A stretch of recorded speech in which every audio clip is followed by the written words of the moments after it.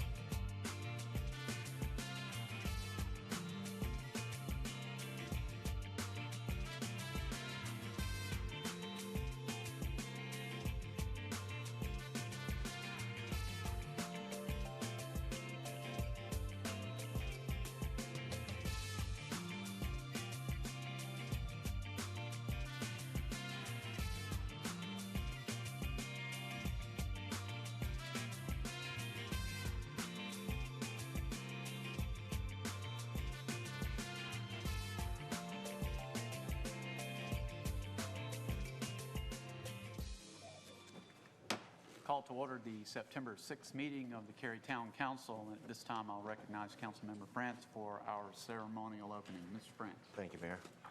This past week, we learned the sad news that one of Cary's most extraordinary and involved citizens, Mr. Jess Ward, passed on August 29th. While most of us here at Town Hall remember Jess for his service on the Cary Town Council, he actually served from '97 to 2001. Jess was also a deacon at his church, a U.S. naval officer, commander of the American Legion Cary Post 67, and he was a co-founder of the Parents Coalition for Excellence. He was very involved in the Cary community. But above all, Jess was a loving father, husband, grandfather, and a deeply religious man. He will be greatly missed, and all of our thoughts and prayers go out to his family. Please join me in saying the Pledge of Allegiance. I pledge allegiance to the flag of the United States of America and to the republic for which it stands, one nation, under God, indivisible, with liberty and justice for all. We're at the adoption of agenda portion of our meeting, and I would entertain a motion to do so. So moved. There's a motion. Second. And a second. Any discussion? All in favor, please say aye. Aye. Any opposed? Motion carries unanimously. We now move to the consent agenda portion of tonight's meeting. This is item B. For the benefit of the people watching on TV, we'll take a moment to read our consent agenda items. I'll point out that one vote approves all consent agenda items. On the consent agenda this evening, we have approval of the minutes, approval of tax report, approval of appointments to town boards, approval of a code amendment pertaining to town boards, and approval of two comprehensive plan amendments, 12 CPA 02 Bailey Park and 12 CPA 03 Village at the Park. Would council members like any of these items pulled for discussion? Seeing none, I would entertain a motion to approve the consent agenda. So moved. There's a motion and a second. Any discussion? All in favor, please say aye. Aye. Any opposed? Motion carries unanimously. We now move to recognitions and reports and presentations. We do not have any this evening, which is a first for me, I think. So we'll move right on to item D, which is Public Speaks Out. Our next two items, Public Speaks Out, item D, and Public Hearings, item E, have included instructions for speaking at these forums on the printed agenda. And if you would like to speak at either of these two agenda items, please take a seat in the rows to my right that are shown as reserved. And follow the instructions on the agenda. Now, Public Speaks Out speakers have up to 3 minutes for their comments, and speakers may speak on any topic that is not listed as a public hearing under item E on the agenda, because you'll have an opportunity to speak at that at a later time. I'll have to enforce the 3-minute time limit to be fair to all of our speakers for the Public Speaks Out. There's a timer located on the podium, which is highlighted now, and for the first 2.5 minutes, that timer is going to be green with a green light, and the last 30 seconds is going to turn yellow, and at the end of 3 minutes, it will flash red, and at that point, I will interrupt you and ask you to stop your comments. I'll thank all of our speakers in advance for adhering to the guidelines we have set for these issues and speaks out portions of our meetings. So, having said that, we'll now move to the Public Speaks Out portion, and I'll invite the first speaker forward to speak.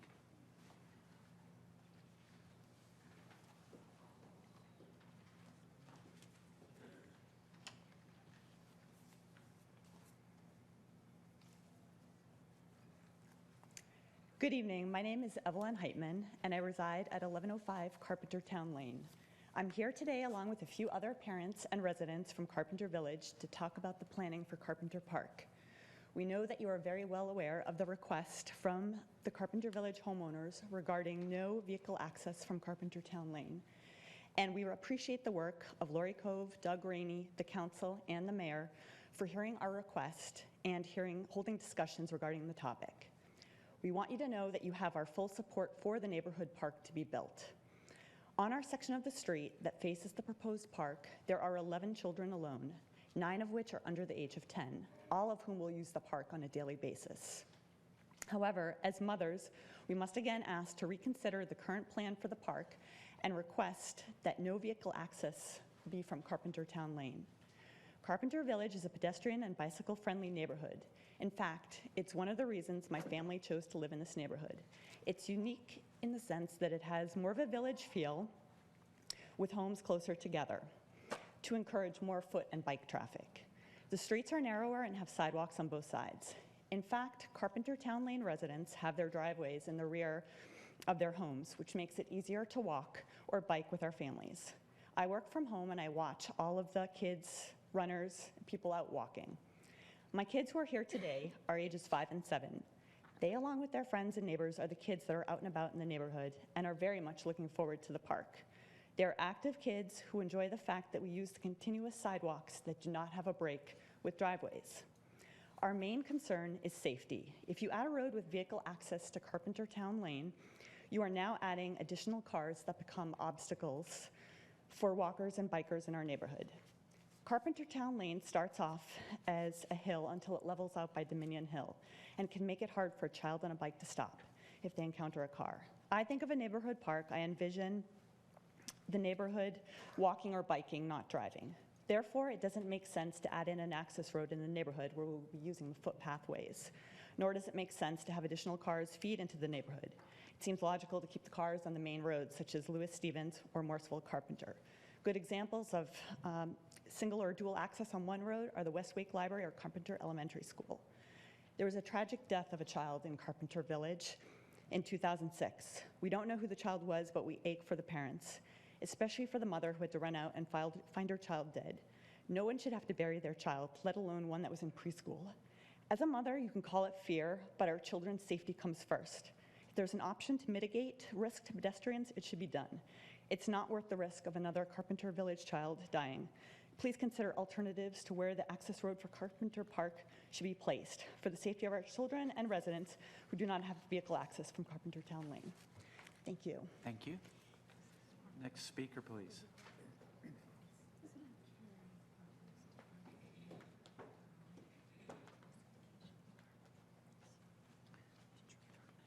Good evening. My name is Mary Trombetta. I'm a mother of 2, and I live on Carpenter Town Lane. I actually live on the corner of Carpenter Town Lane and Lewis Stevens Road. I come here tonight just to make a couple of quick points regarding the safety issues on the proposed entranceway on my street. Oh, excuse me. The first point being living on the corner of Carpenter Town Lane and Lewis Stevens Road is that I see a lot. And one of the things I see is the cars whipping around the corner on Carpenter Town Lane. And they come very fast. They go down there really fast. So I also witness a lot of police in front of my house, which doesn't look very good. They give a lot of people tickets. And I just want to say, I just feel like if that goes in, if that entrance does go in, it will, be more of a danger, I feel, on that street. My second point I'd like to make is that I like to park in front of my home, and it's very dangerous a lot of the times when my children are getting out or, someone else is getting out, and, the cars come down that road, and there's been a few times that we've almost been clipped. So I just ask, to take into consideration those things. We have a great street, and we're really looking forward to the park. It's going to be great, but I'm just a little concerned about the safety issues. So thank you in advance for hearing me. Good night. Thank you. Next speaker, please.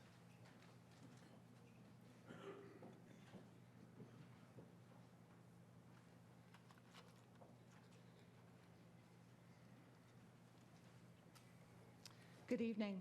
My name is Elaine Wallace, and I live at 1107 Carpenter Town Lane, 2 doors up from the proposed access road for Carpenter Park. And first of all, I want to say thank you for making the investment in Cary, in our neighborhoods, for Carpenter Park. We really are very pleased with the fact that Carpenter Park is going to be there. I come here as a grandparent. I am a mother, but I'm a grandparent, 2 grandchildren. This is an emotionally charged issue for us. We know that the facts are not all in, but we felt compelled to be here to tell you how strongly we feel about this. The access road that's proposed does not fit in to the neo-urbanism design of Carpenter Village. That is a fact.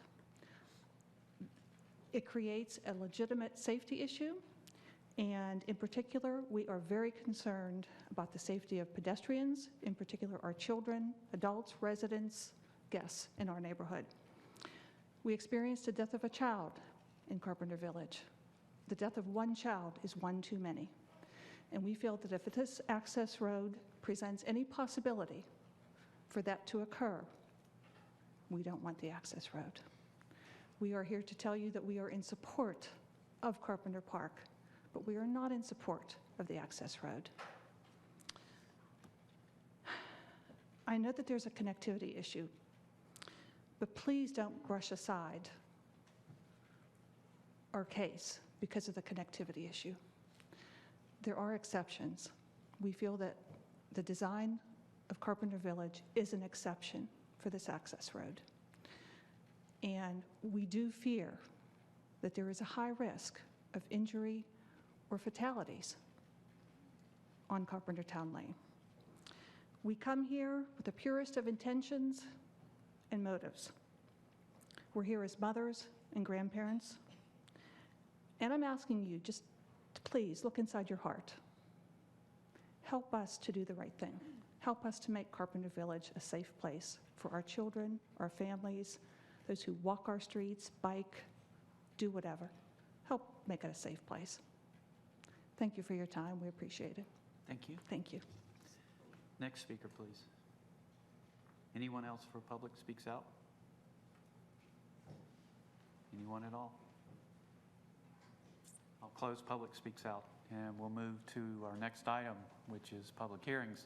This is item E on your agenda. Same rules apply for public hearings as applied to the public speaks out portion of our meeting, except we have 5 minutes instead of 3 minutes to speak. We're now on item E1, which is a public hearing on a rezoning, 12 REZ 18, the Chapel Hill Road Plan Development Amendment. We're going to hear a report from our staff, followed by the applicant, and then we're going to open up the public hearing for anyone who would like to speak on this issue.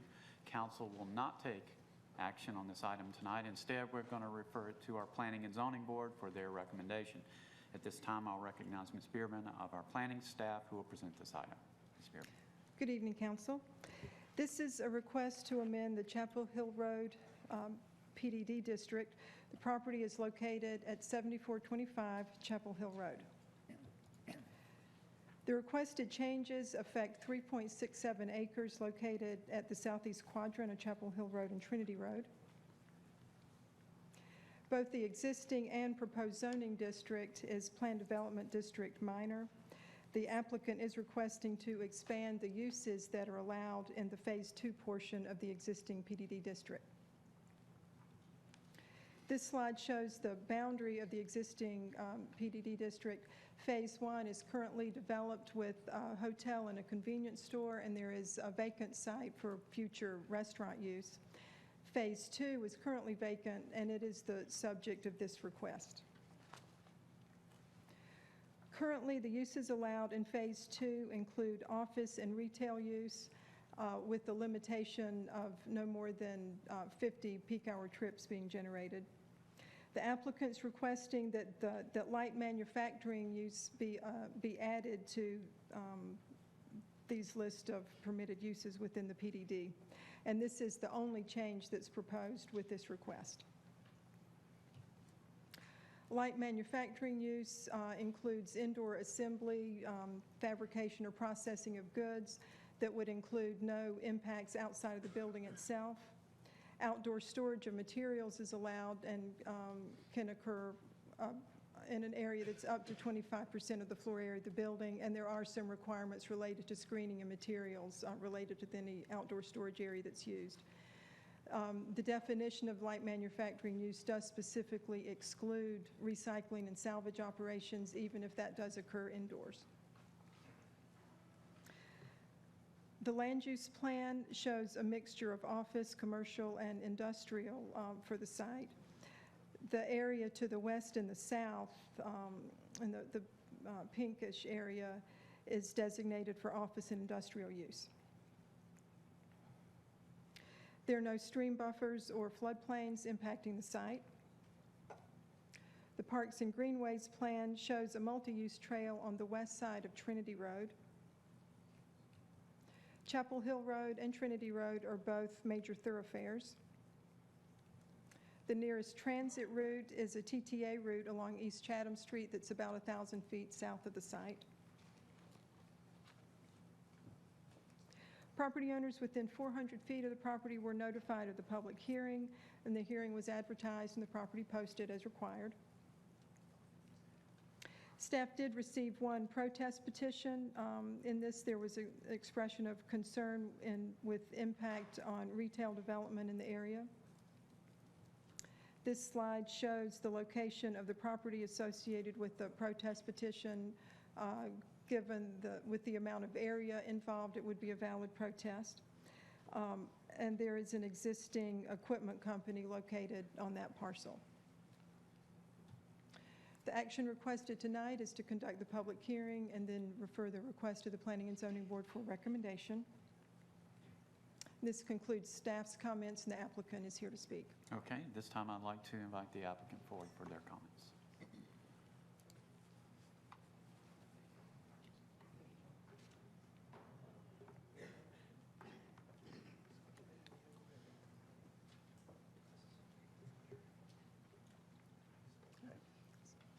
Hello, I'm David Madison. I'm the owner of Stone's Education Superstore along with my wife, Carol.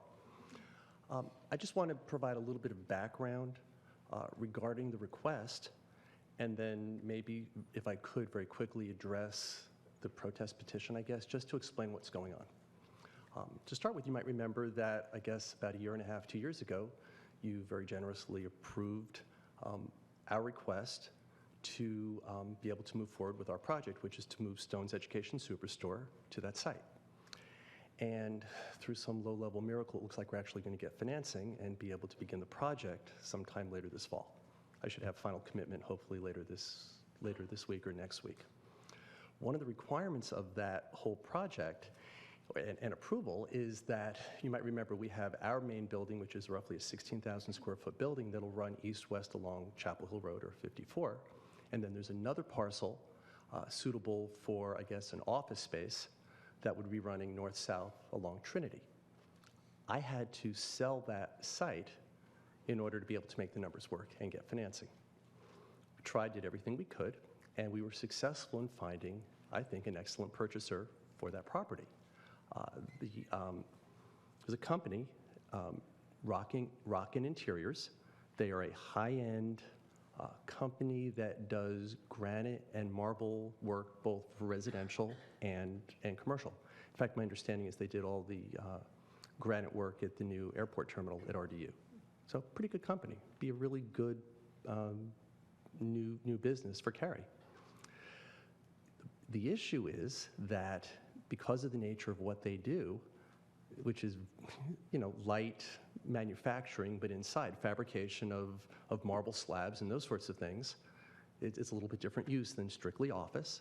So that's why we need to have the amendment. Nothing changes about the property at all relative to Stone's. Still the same, I think, beautiful building that's going there. And you'll see at some point not too far into the future a site plan approval request for the Rockin' Interiors building, which will essentially match our building. Same bricks, same roof, same glass, same architectural stylings. So it should be a beautiful little project. So that's where we are relative to our project. In order to be able to have this happen, we need their building approved and we need the zoning. My understanding, I had an interesting conversation with a gentleman by the name of Mark Brandenburg, who works for the company, as I understand it, through some estates and trusts and so on, who owns the property, I guess, on the other side of Trinity, the warehouses, storage, and whatever.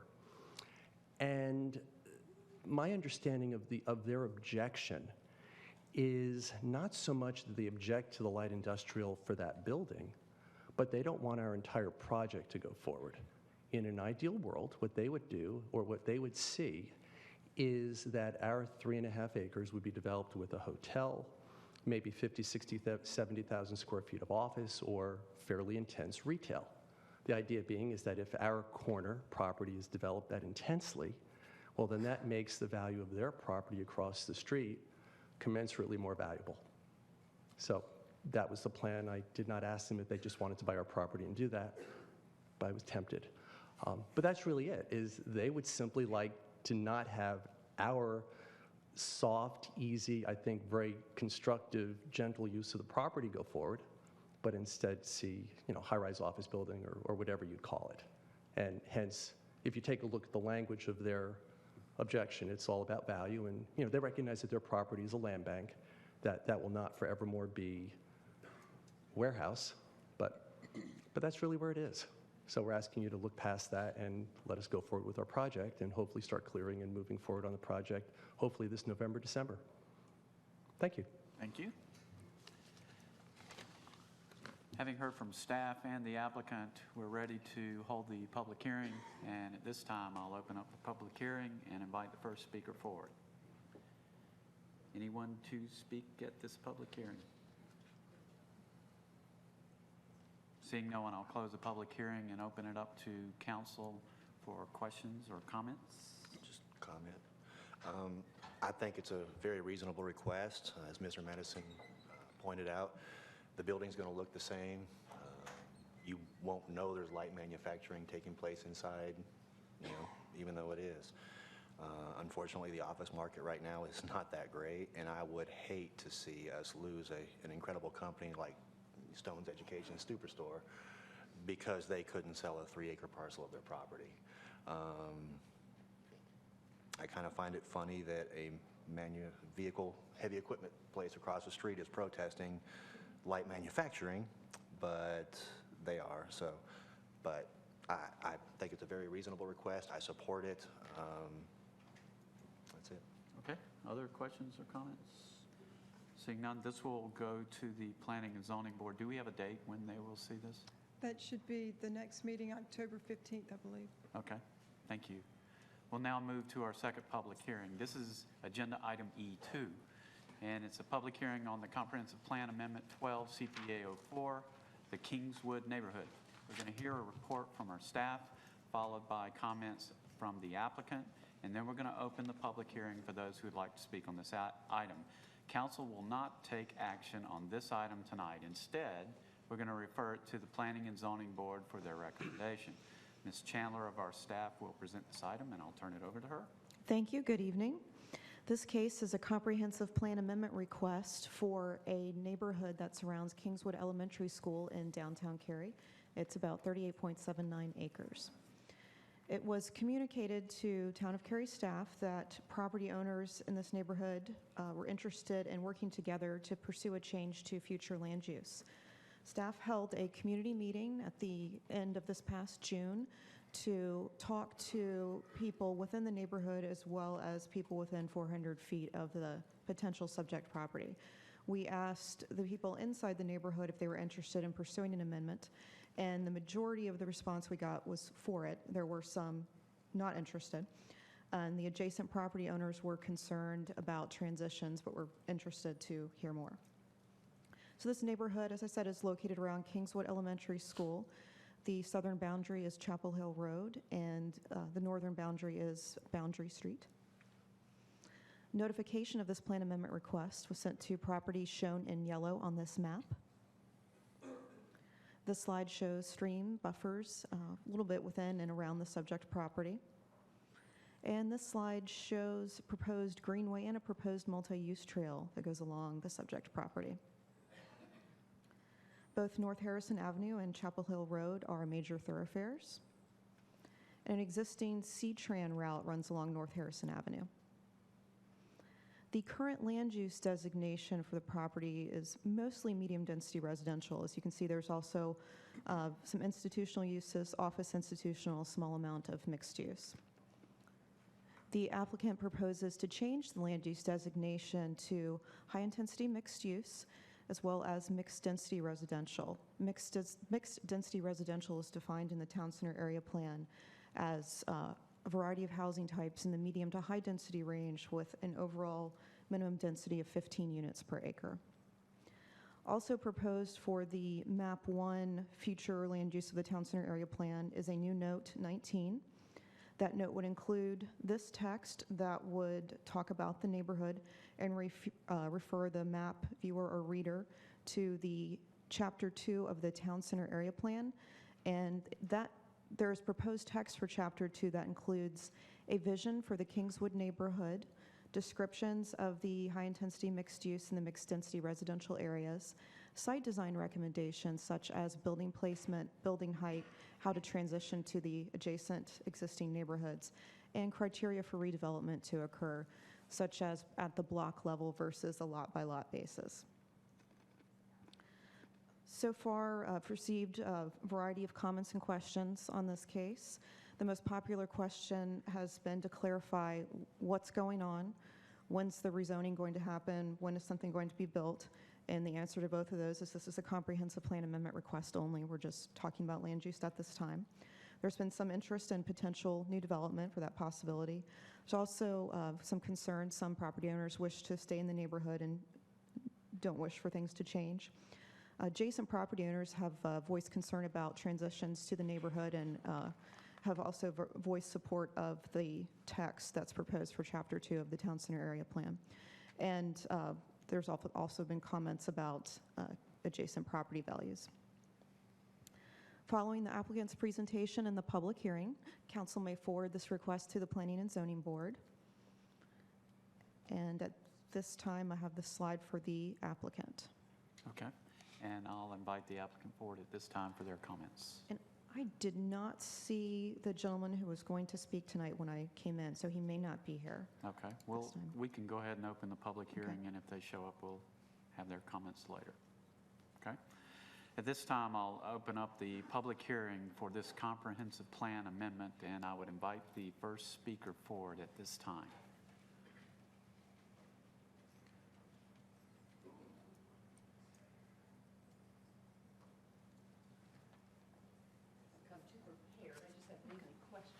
It's Naomi Jean Bernheim, and I own the corner of North Harrison and Chapel Hill Road, which I've owned since 1974.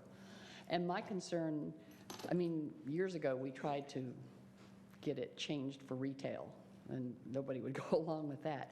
But my concern is the way they've described this kind of high density is, I don't see where the parking is for this. I find it kind of hard to believe. I mean, they're talking about 2 or 3 story buildings, retail below, apartments above.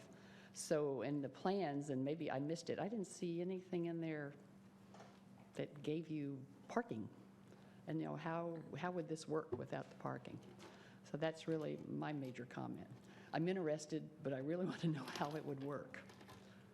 Thank you. Okay, thank you.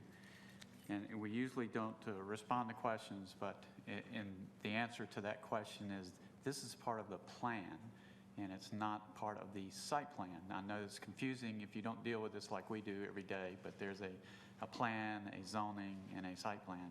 And the parking usually comes out in the site plan portion. Ms. Chandler, am I incorrect? You're doing great. Okay. So I know it's confusing.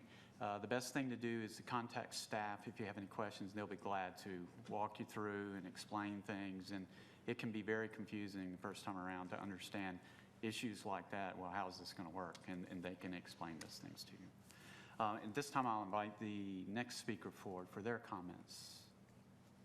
Anyone else to speak at this public hearing? What can we say?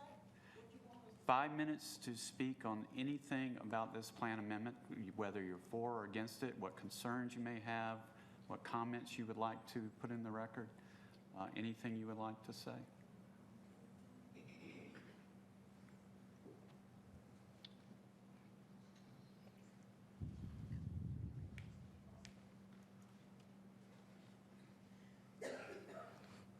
Hello, I'm Patricia Mills. I live at 705 Birdwoods Court in Cary.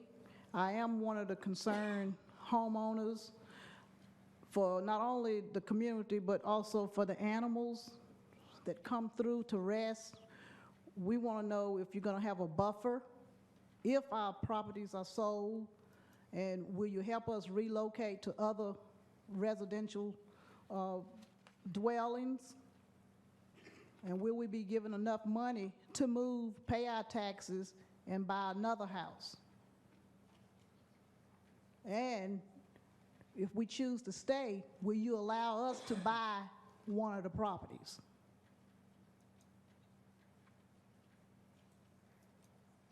This is your time for comment. We don't comment. Okay. And where is the person who's supposed to represent us?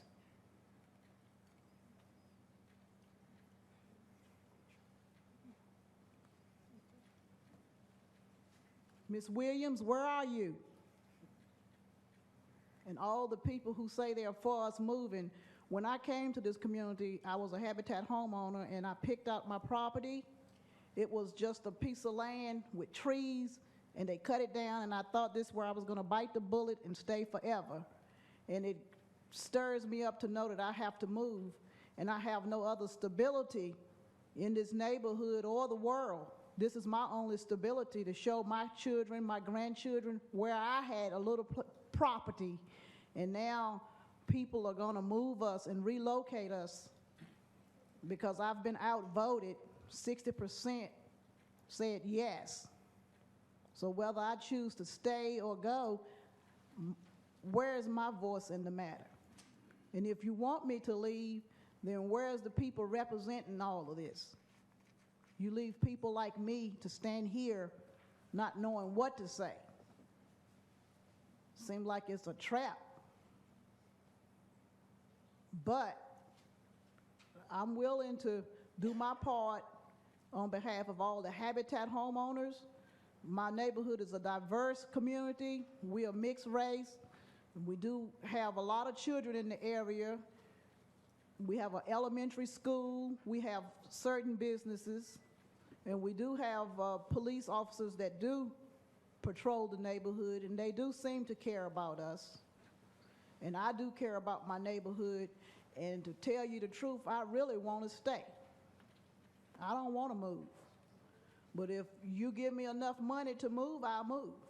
But if you don't give me enough money to pay Habitat, who we have to pay interest to if we sell our properties before the allotted 15 to 20-year agreement, then that puts a penalty on the homeowners who you present a lot of money that we'll probably never see in our whole life up front.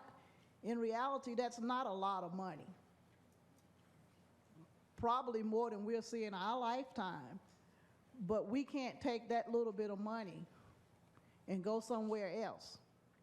We'll be back in the projects where I came from, where there were a lot of drug dealers, rapists, and gang members that I fought to get my children away from that. And now I'm stuck with that problem again, because if you don't give me enough money to move, then I'm gonna have to go back. And then you don't want us to be parent patrols, because I will fight the drug dealers and the rapists and the murderers in my neighborhood. Then give me a reason to go into an upper class, because even with Habitat homeowners, we were told that it'll be a hand up, not a handout. And if you buying my property will make me move up in society, then I'm more than welcome to it, because I have a daughter who's at Morehouse College, who I thought would be going to one of the state colleges, UNC or ECU, for her medical degree. She had to go out of state because they didn't choose her to go to that school. And so when you tell me that you want me to move, if you don't give me enough money to pay that $70,000 a year for my daughter to go to school, I'm not going nowhere. Because she's now up in Atlanta, Georgia. She's going to have her white coat ceremony on September the 21st, and I'm going to be there. But I would have liked for it to have been here in North Carolina, where I was promised. Ms. Mills, I appreciate your comments, but your Thank time you. has expired. Ms. Chandler, it seems like there's a lot of confusion. One thing that's very important to understand, this is not a town proposal. This is a proposal from a third party, not the town. They're proposing. It's their responsibility to have financial responsibility or anything else that's agreed upon. All we're deciding as a town is this a good idea to change the plan or not? We have nothing else to do with it at this point. Am I correct? That is correct. Okay. Has the applicant arrived? Yes, he has. At this time, I'd like to invite the applicant to speak.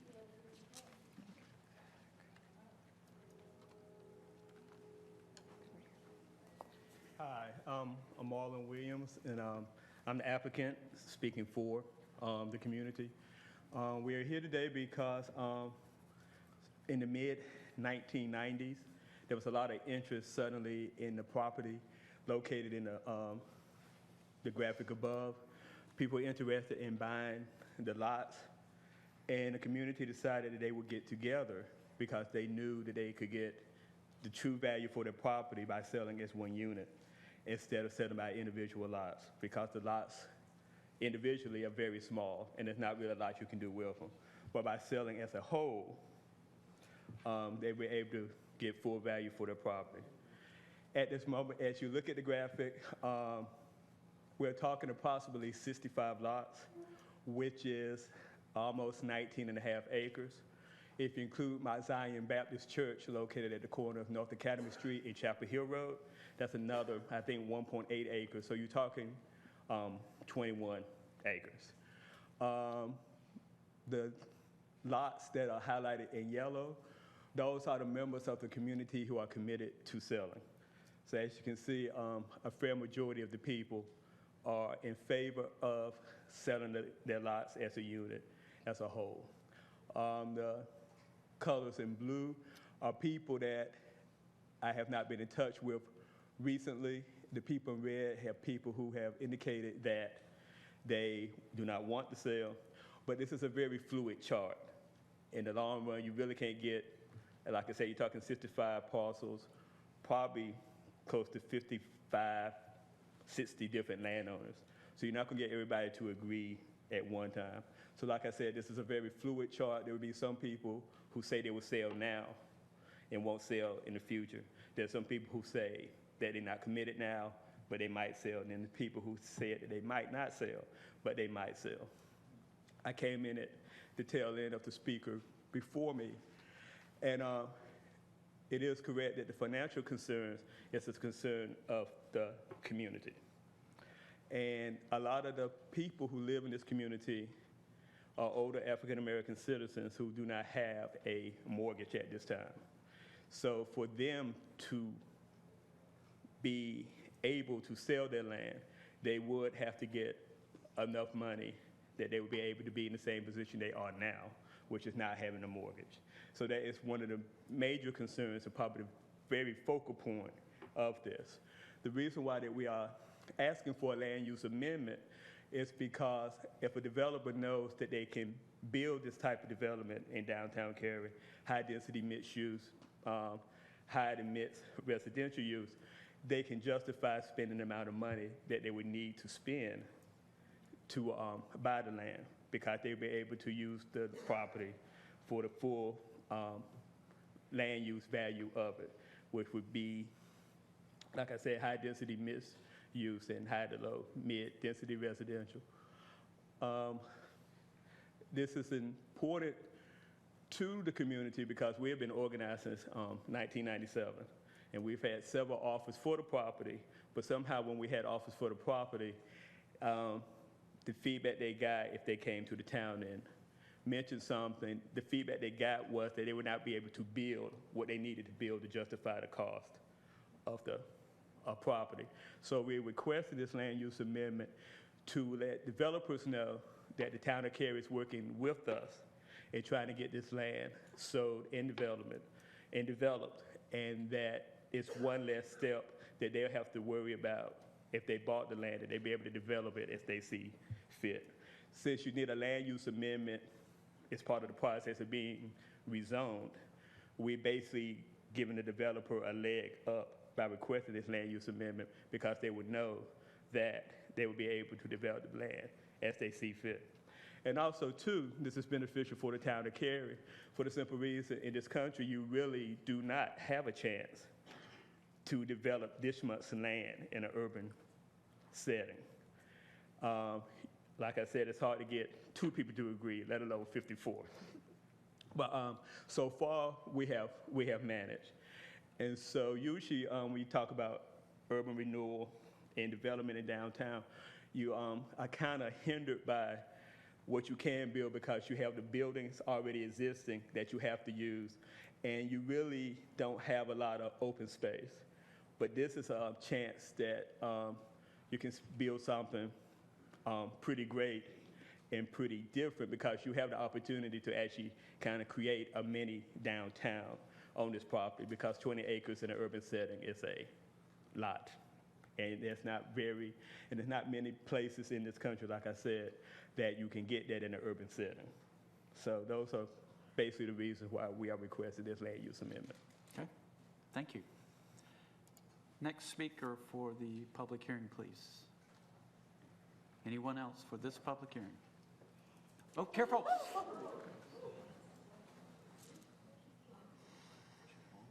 Can't look.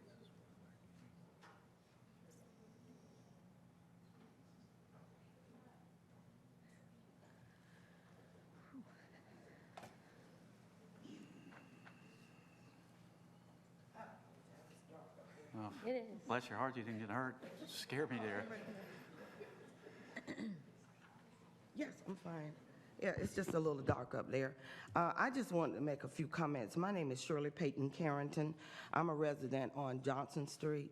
I'm one of those homeowners that are in favor of the redevelopment of our community.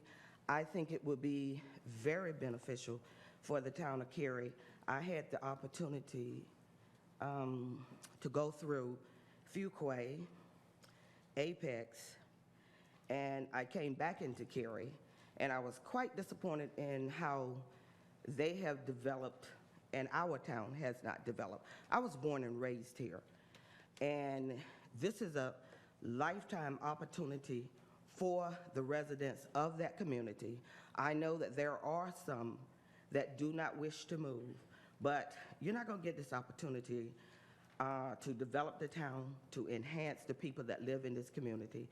And I'm just asking the council to give special consideration to, it will benefit us all, including those that do not want to move. I know there are some financial concerns, but I do think that they will be compensated.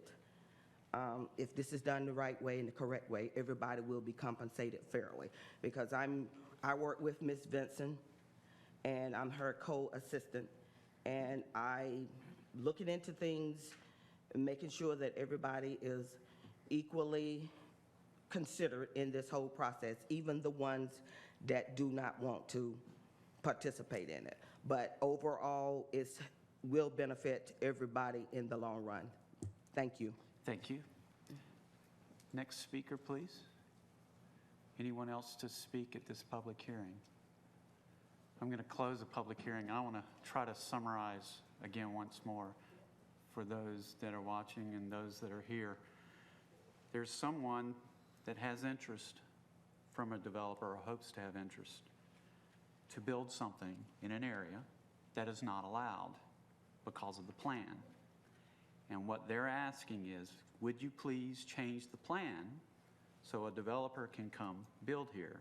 There's many more steps after that decision is made, which will decide the building height, the parking, how much they pay, all that stuff comes later.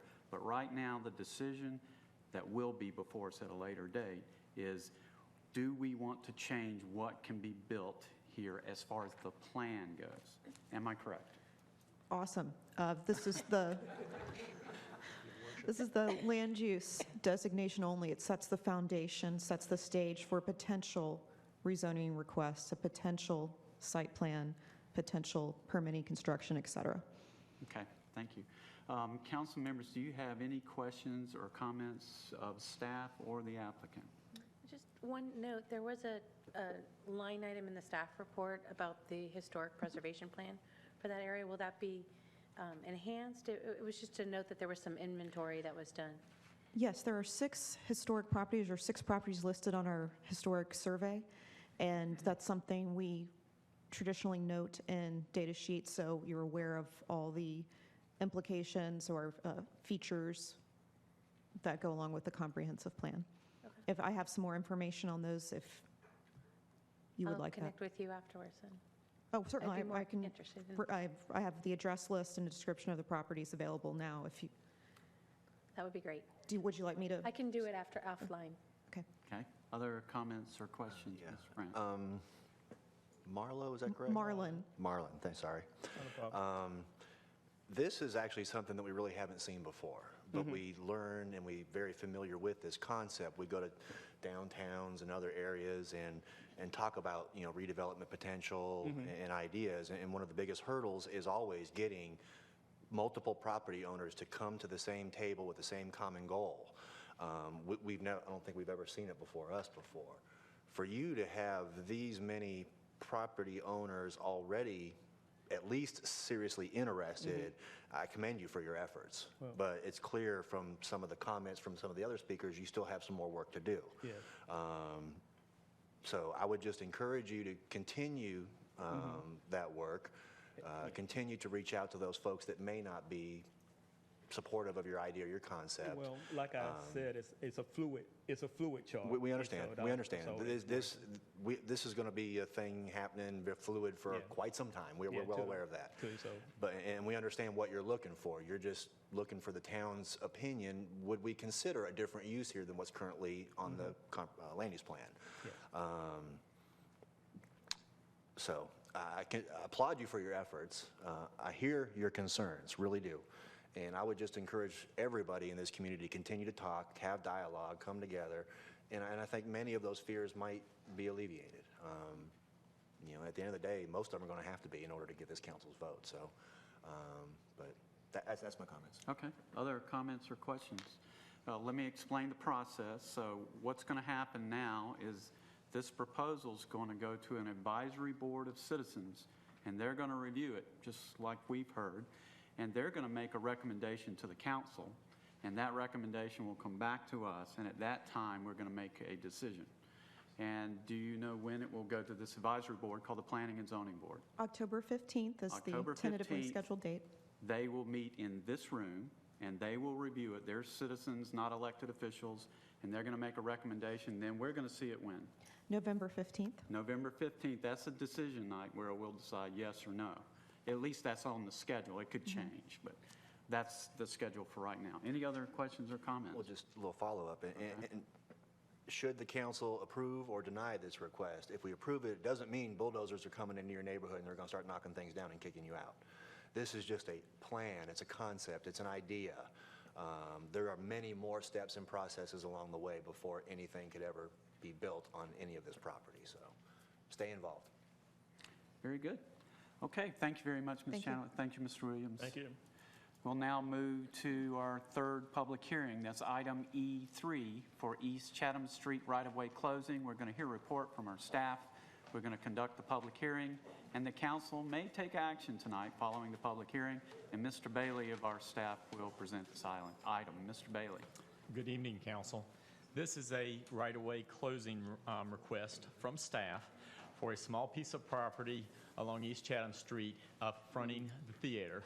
This is the general site area that we're talking about.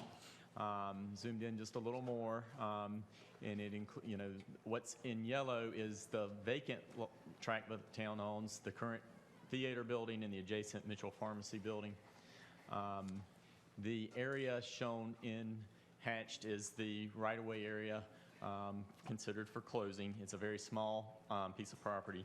I think it's approximately 360 square feet. Staff has advertised and posted the property for the public hearing, and pending the comments, staff would recommend closure of this right-of-way and adoption of the street closing order and forwarding it to the mayor for execution. Okay, very good. This time I'll open up the public hearing for this right-of-way closing and invite the first speaker forward. Anyone to speak on this public hearing? Seeing no one, I'll close the public hearing and ask council members if they have questions or comments. If not, I would entertain a motion. Make a motion to approve the right-of-way closing? Second. There's a motion and a second. Discussion on this item. All in favor, please say aye. Aye. Any opposed? Motion carries unanimously. Thank you, Mr. Bailey. Thank you. Before we start our next item, council is going to take a very brief 5-minute recess, and we'll come back and do this public hearing.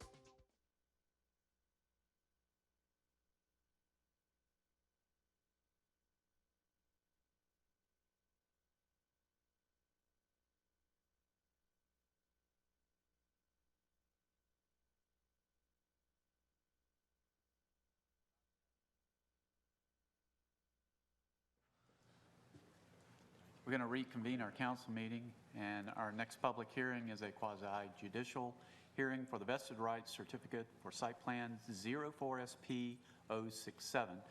We welcome Mr. Silverstein to our council table for this item. Mr. Silverstein will serve as the town council's legal counsel for this case. An overview of the hearing procedures and detailed rules are attached to the printed agenda. All speakers who want to speak at this public hearing must be administered an oath by our town clerk. We'll pause just a moment. If you have not been sworn in and you wish to speak at this public hearing, please come down to the town clerk and have her swear you in. Anyone need to receive an oath? Seeing no one, will proceed. I'm going to start from my right of the table and go down from right to left and ask council members for any ex parte communication, financial relationships, specialized knowledge, or close relationships to an affected person to disclose. Ms. Adcock. None of the above, Mayor. I have none. I have none. I have none, but I did meet with Mr. Woolner several months ago before this even came up, and it will not impact my decision or thought process in any way. I've had no communications. I've had none. None here. All right, very good. Based on the disclosures we've heard from council members, I'll invite anyone to the podium who has been sworn in to speak if you have an objection to any council member's participation in the hearing. And since I'm the only one that disclosed that, I guess that would be me. Anyone at all? Seeing no one, will proceed.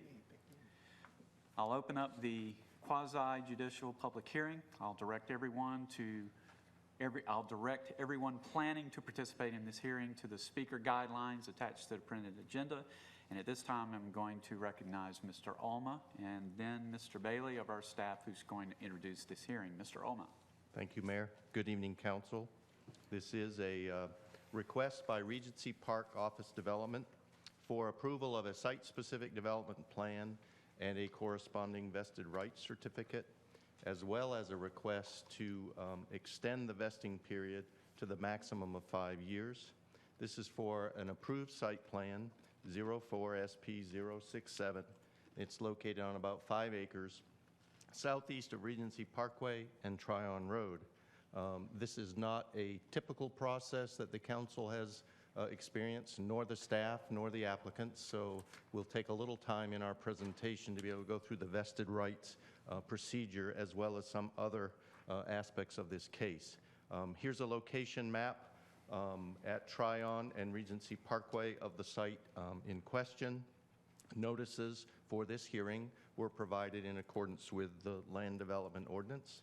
And here's a zoom-in view taking you down closer to the entrance to Regency on this southeast corner.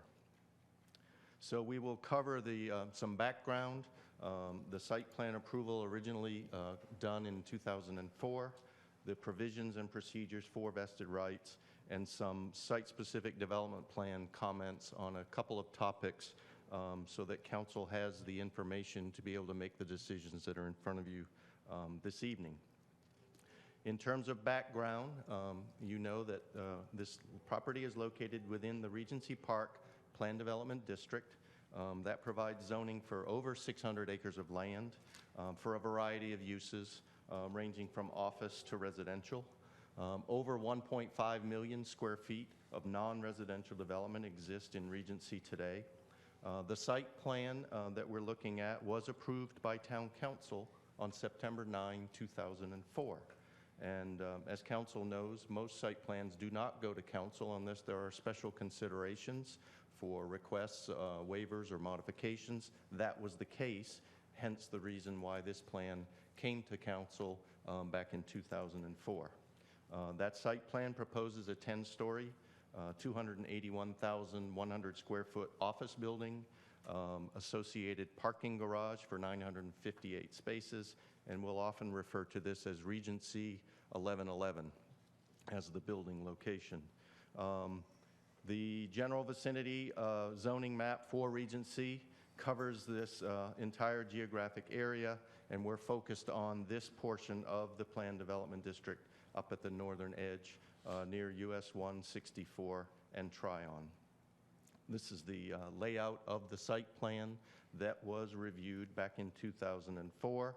And shading it in, staff gives you a feel for the orientation. This is skewed a little bit. You have to rotate it a little bit to your right.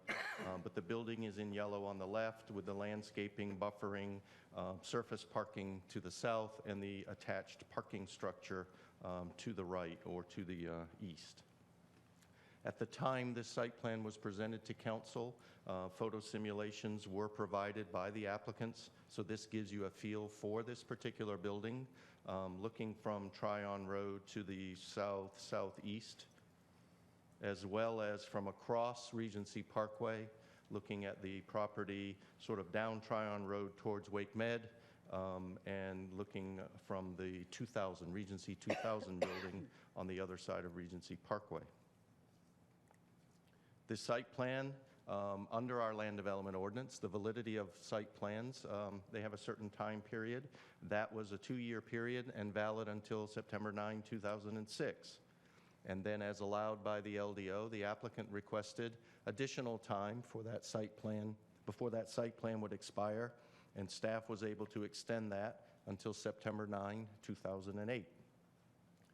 You may recall that the North Carolina General Assembly enacted legislation known as the Permit Extension Act once in 2009, and they re-upped it in 2010 and extended local development approvals, and sort of it froze the clock from ticking on local development approvals in North Carolina and it was retroactive, so it went back to January 1, 2008, and it extended them all the way to December 31, 2011.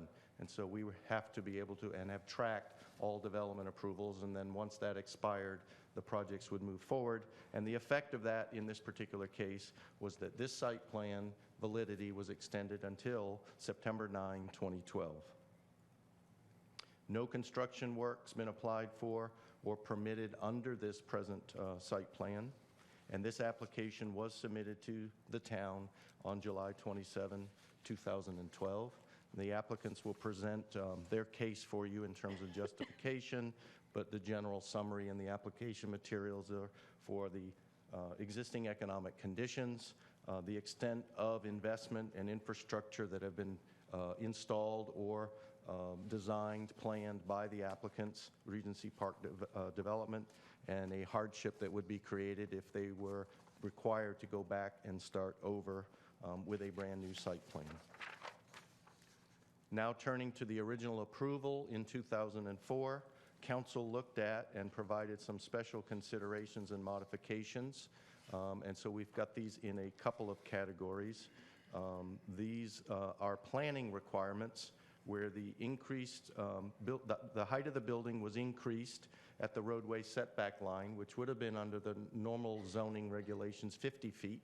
The height was increased to 143, and then the setback, which would have been for a building that tall, 123, was reduced down to 30 feet.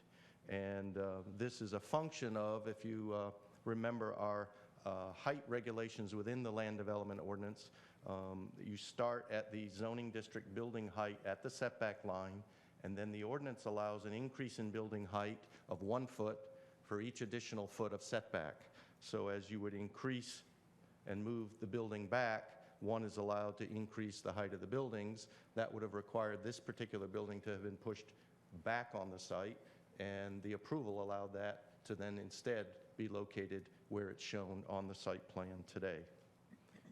Additionally, from the planning side, there were slight reductions in the streetscape buffers externally along Regency Parkway and Tryon Road, as well as internally. And then there were concerns about, and these were presented to council then, about the architecture and the design of this proposed building as it related to other existing office buildings in this part of Regency PDD.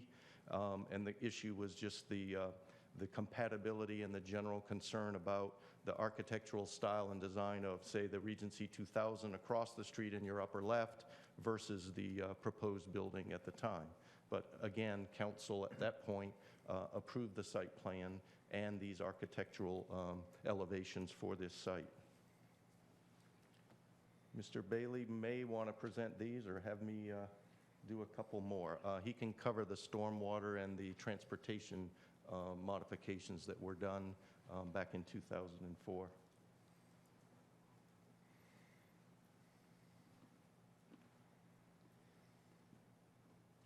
There were several stormwater-related considerations on the site. The site did not have to comply with the stormwater requirements of the Stormwater Management Ordinance based on the date of the plan development and approval on the site and the prior BMPs that had been constructed on the site. There were also special considerations related to traffic. There was a traffic study completed in '99, had a build-out year of 2008. And as part of an arrangement we had and an agreement we entered into, the town was providing adequate public transportation facilities, so the site was not required to do intersection improvements along the Regency Parkway, Tryon intersection. And at one point we had a capital project and some work to do that work. But as this plan was delayed, we dropped that. This is the improvements that were shown at the intersection. There was existing, we had to convert the eastbound right free flow lane to a dual right at a signalized intersection, and then the northbound Regency incorporated dual lefts, 2 through lanes, and 2 right turn lanes based on the information in the traffic study, and that did extend back from the intersection quite a ways. This is a quick graphic showing what the final configuration would be at the site. And if you'll recall, this intersection is odd in that Tryon is separated by a very wide median, so it almost functions as 2 small separate intersections, even though it can be considered as one.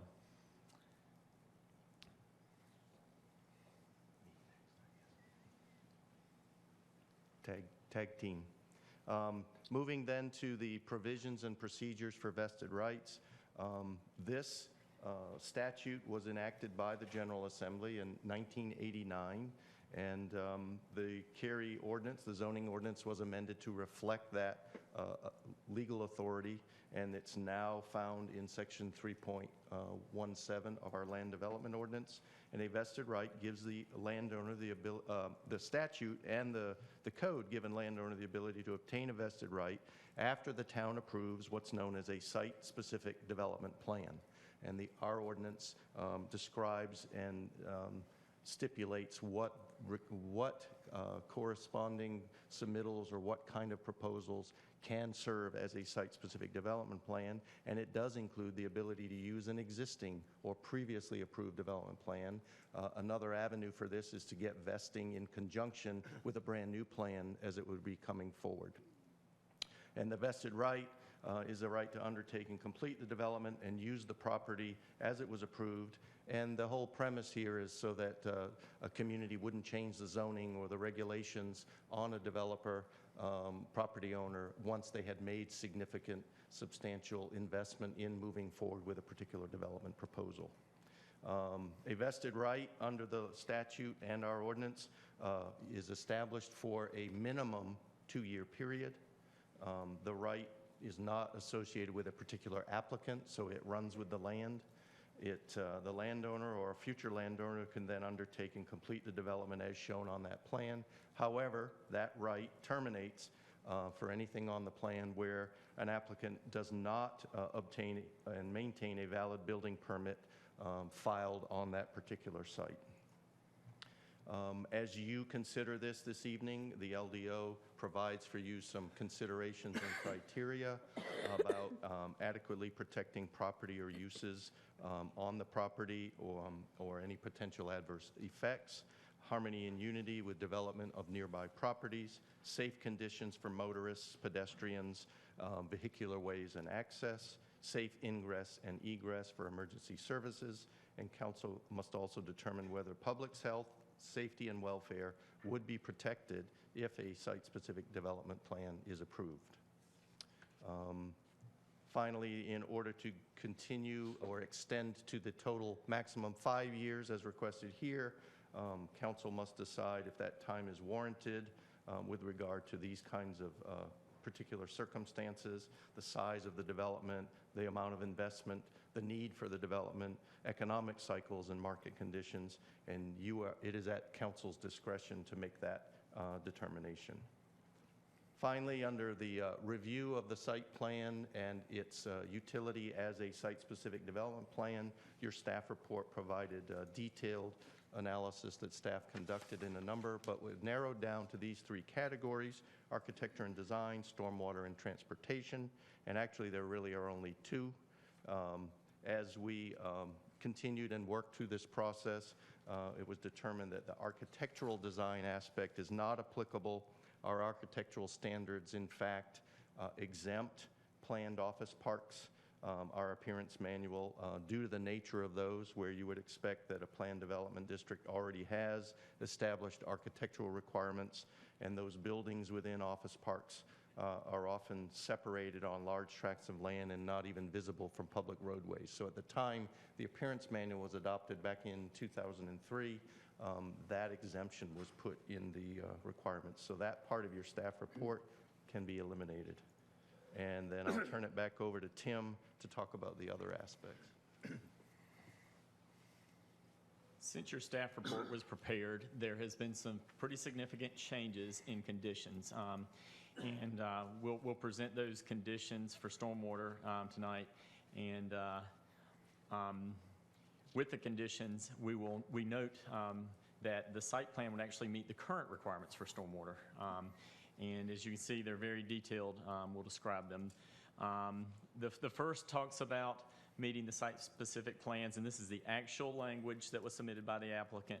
And it's the meeting of the noose rules for, and all the associated things, the one-year 24-hour storm and those events that y'all are very familiar with from recent plans.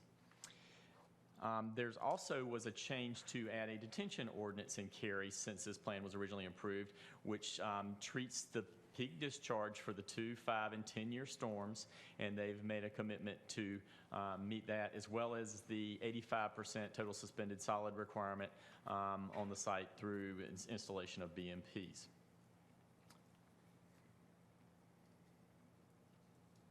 There was also changes to our erosion control standards, such that our devices actually are more efficient and remove more sediment using skimmers and some other things, and they've committed to meet those requirements. So together, those conditions would make it comply with our current rules. From a transportation standpoint, there were road improvements that were committed and potentially may be needed by the town if this site plan is continued. We estimate those improvements to be, depending on how we approach the project, exactly as I had shown in the map. We are estimating about a $2.3 million cost for that. Now, there may be other ways to deal with that.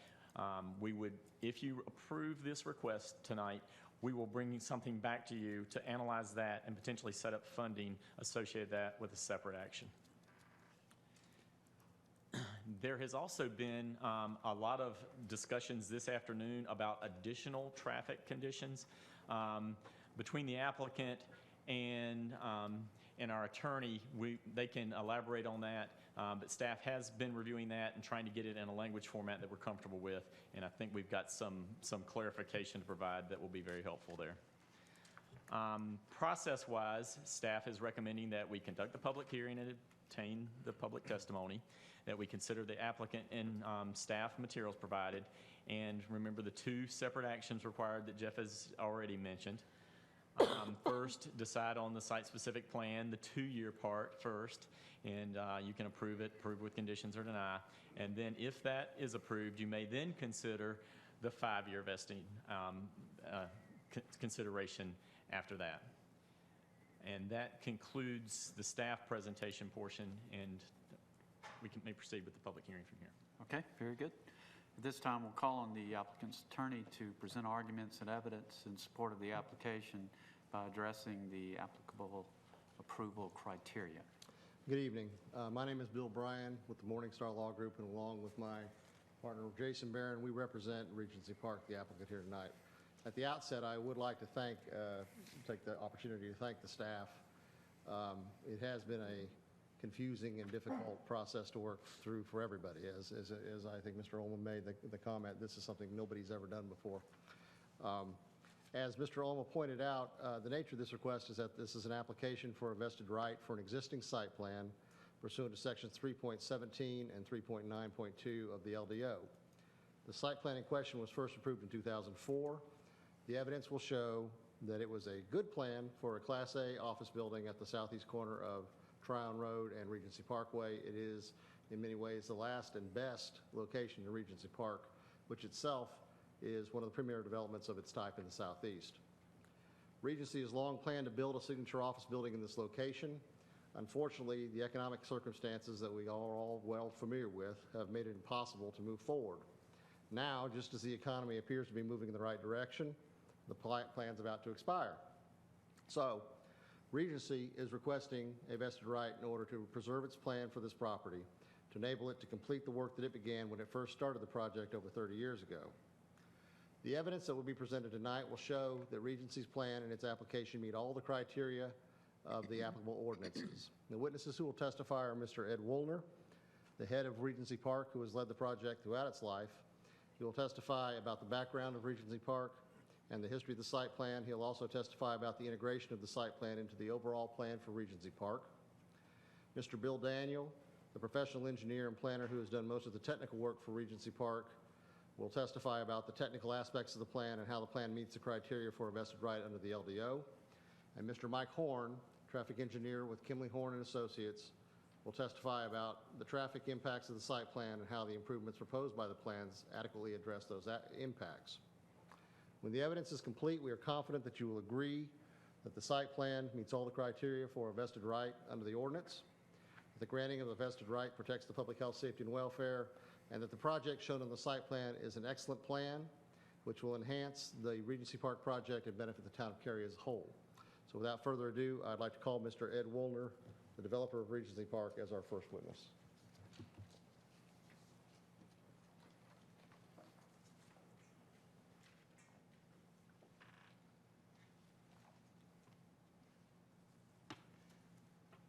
I'm Ed Woolner, president of Regency Park. I and my associate, Eric Solomon, developed basically Regency Park. I have here a lot of material that I'm supposed to read. It was very expensively composed by my attorney, and, well, I will try to make it as short as possible. As to my qualification, I have 3 years of architecture school.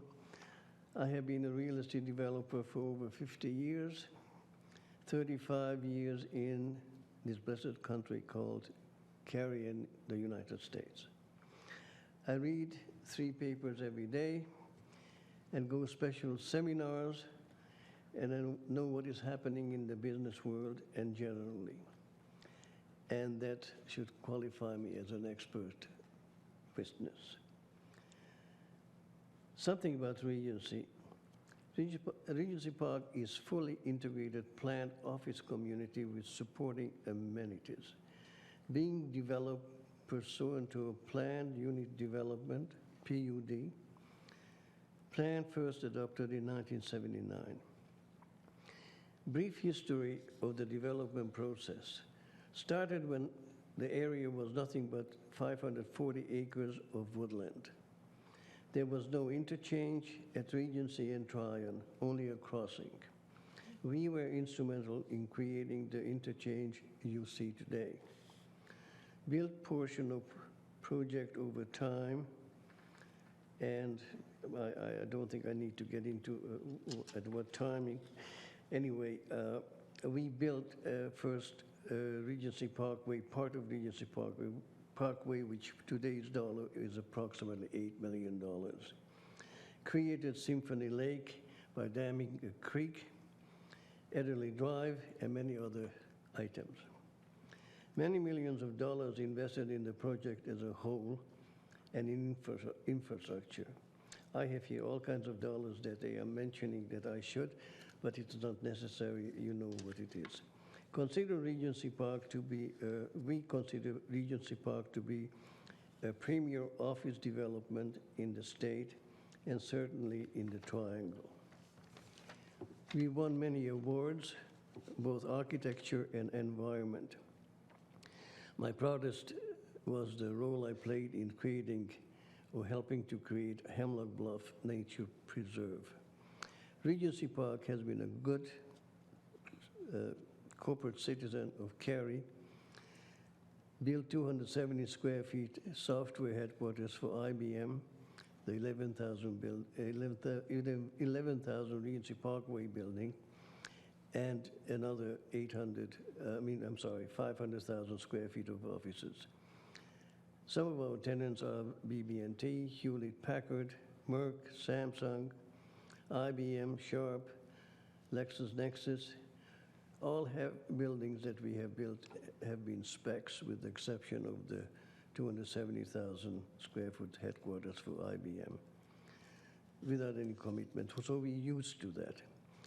8,000 Regency Parkway was the first and largest spec building, meaning there was no tenant commitment, of 145,000 square feet when we opened it in 1982.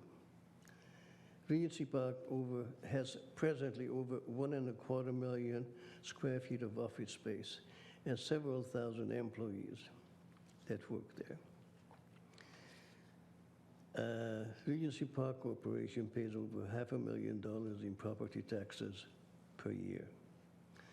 Infrastructure for Regency Park has been incorporated into town's plan and has permitted further positive development of the surrounding area.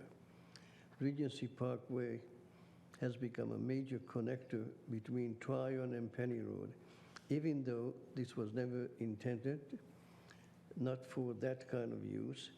In other words, not a thoroughfare. We intended to build it so that we can use it as the spine of our development. Regency Park has been a catalyst for development of other community amenities and institutions, such as we started the Summerfest in 1985, Hemlock Bluffs Reserve, where I played a major part with Coca Booth in establishing that, and very instrumental in helping to create the Coca Booth Amphitheater that you all like, I think. In 33 years, Regency Park has been nothing but positive for the town. Now we are down to one of the last major parcels to be developed, 1111 Regency Parkway. In this regard, we ask only to be allowed to finish what we started, with the same dedication to quality that has been the hallmark of Regency Park. Some history of the site plan, that is the 1111 site. Site plan is for 281 square feet of office building with structured parking. Bill Daniel will be addressing details of the design, but I want to tell a bit about the background of the site. Site is the last, and some might say the best, developable parcel in Regency Park. Location is prime for a signature building. It's a gateway to Regency Park and somewhat of a gateway to Cary as well. Site plan development in 2004 in anticipation of being a capstone for Regency Park. Bill again will explain that plan and most of the features of the location and constraints of the all-over project plan. Site plan carefully crafted to work with other buildings in Regency Park and Regency Park infrastructure. I was told to mention that we could use the site probably and sell it at a fairly good profit for retail and so forth and so on. We have been approached, you might know some of this, by some other entities, but we are stubborn. We would like to do a real nice 300,000 square foot office building that we can all be proud of with good tenants. Site plan developed and approved in 2004. Project was intended to move reasonably quickly within 2 years. Market conditions derailed plans. Work done in reliance upon the site plan. Putting a site plan of this type together for development like Regency Park in a town like Cary is not easy. You can take some credit for that. Great cost and care went into development of the plan. We have so far, and I have my chartered accountant write a letter on his stationery, we spent $445,860 so far on architectural, engineering, marketing, legal expenses, and related site improvements. Does not include the taxes we pay on a yearly basis. After plan was approved, much other planning and engineering work was done in reliance upon the plan to develop surrounding sites and to prepare this site for construction. Lots of money was spent in reliance upon the site plan, but time worked against us. The slowdown in the office market region started in this region in 2005. Thereafter, however, it didn't stop. We built, nevertheless, 3 or 4 buildings, 33, 3700, and 3700 Regency Park with some 150,000 square feet. Even while the residential commercial market remained hot, the office market was slow, and this caused the first delay in the project. The market slowed down, deepened, and crisis levels when the rest of the market for real estate collapsed in the broader economic downturn in 2008 to today. This caused the site plan to be delayed further. I'd like to interject here, other than just what I'm reading. The reason why we are here, that even under fairly good economic conditions, you don't put together a 300,000 square foot office building. I mean, to rent it and to make it just generally profitable. However, under today's conditions, there will be no financing available unless you have at least 60% rented. I don't care who you are, unless you take it out of your pocket. And I just don't happen to have 60% of $65 million that it would take to do this building. So that is the main reason. You and us, have to be nimble to get a large tenant and to be able to respond to their requirement, because they come and once you give them all the information, they say, okay, when can you start, okay? And that is the important thing. That's why we are here today. If we have an extension to the site plan, that means we can tell anybody that we can start tomorrow. Otherwise, if you start from the very beginning, in the town of Cary and most other places, it will take, excuse me, at least 6 months to get all the various approvals until you can say, fine, this is what we can build. And that is why we are here.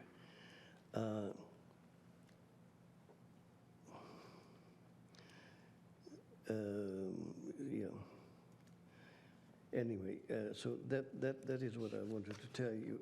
And furthermore, I just would like to assure you of the following, that in getting the plan approved literally would make it impossible to respond to opportunities given at present market conditions. And that's why you and us will win, because we will have to have at least 150,000 square foot commitment from a creditworthy tenant to get this started, and the rest we spec, okay? As we have spec'd all the other buildings, okay? We're not afraid of that. But the timing is very important. So we have to be able to move very quickly and be very nimble. And the nimbleness is not just Regency Park, but for Cary. And I think that you know most of this anyhow.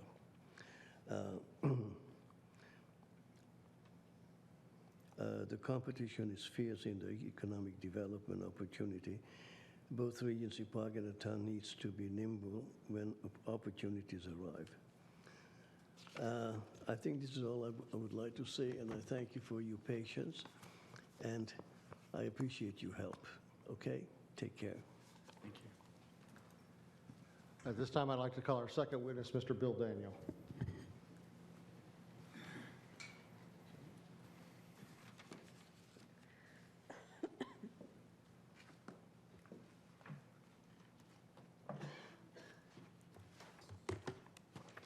Mr. Mayor, council members, my name's Bill Daniel with William G. Daniel and Associates, 1150 Southeast Maynard Road. I've been involved in, or been practicing engineering, I'm going to say over 30 years, because the first note I made realized that it was over 40, and I didn't like the sound of it. So I've been practicing for over 30 years. It's amazing. Much of that time I've been involved in Regency Park. They were one of my first clients, and we've been involved in that project since the very first part of the 80s. We have designed all of the large building sites in Regency and most of the smaller building sites. For Regency we have. So we are familiar with the project. We've been able to watch it from its conception to what is there now. And we've been very involved in the planning for the completion of the project. The completion of that project brings the site plan clearly into focus because this is the last undeveloped parcel within Regency. It's 5 acres right at the intersection of Trine and Regency Parkway, situated very much at the very front of Regency Park.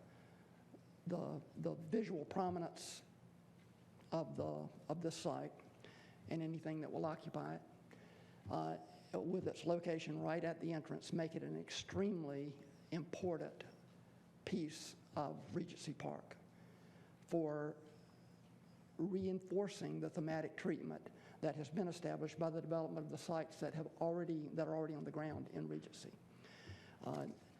I want to address just a little bit about the history of Regency, and then some specifics about the site plan. As stated, Regency was approved in '79.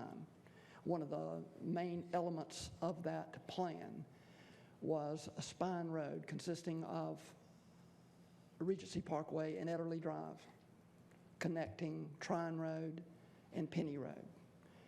That road was envisioned from day one to be more than a road. The whole development concept of Regency Park was such that it would break the mold of development in this area at that time. If any of you who were around at that point in time, all you have to do is think back and you'll see just how bold and frankly out of character a project as bodacious as Regency Park was. To have an office park targeting truly national corporate tenants was something that you could talk about in Raleigh. You could certainly talk about it in Research Triangle Park. But in Cary, with 10,000 people or whatever was here at the time, that was very forward-thinking and very, very bold. In order to allow that to happen and give it a chance of success, it required real boldness. And that real boldness involved creating an image. And that image was largely created by the design and the routing of the spine roadway through Regency Park. As you can see when you drive it, it's a wide tree-lined and median roadway, median divided roadway. That road was designed and routed. Frankly, it was routed with a specific tree in mind, which is one of the largest red oaks that existed in the state. And one of the curves of that road was aligned, at Mr. Woolner's insistence, so that when someone entered the park, they would be driving directly towards that huge canopy. Unfortunately, that tree was taken out by a regional lift station that Regency did not construct, but right there, that's progress, that happens. But that road has from the start been the introduction to Regency. The design of it was such that it was intended so that as you enter the park, there would be a sense of maturity and tranquility as you enter the park and as you leave the park. Keeping the large trees was just crucial. We felt the way to distinguish this park from the parks or from the roads being built at the time, or the developments being built at the time. First off, a median pretty well distinguished it, but a median with existing and mature trees, that really distinguished it, as opposed to planting little 2-inch caliper trees and saying, hey, look what it'll be in the future. No one had to take anything for granted on Regency Park. The first building was 8,000 Regency Parkway. It was located not at the front of the project, where this site is today. It was not located there. It was located, in fact, in the center of the project, right next to a 32-acre lake and trail system, which subsequently became Symphony Lake. And the town stepped in and built the amphitheater. Wonderful, wonderful facility. But I think it says volumes about the developer's philosophy when he said, I'll build the road, a road that is an experience in and of itself. It'll set the tone. And the first building that anyone gets to in Regency is going to be a building with precast panels, distinctive color, and distinctive architecture. If you'll remember, 8,000 building has a prow shape. And even it on the site is hidden. As you drive in, you have to drive around a curve, and then that prow hits you. And the purpose of locating that building and selecting that architecture where it was located was to not only set the tone, but to relay an assurance that this project is here, and the amenities that we say are going to exist and that show up on the plan, there they are. Look at it. It's right there. There's the lake. This is the type of architecture we're dealing with.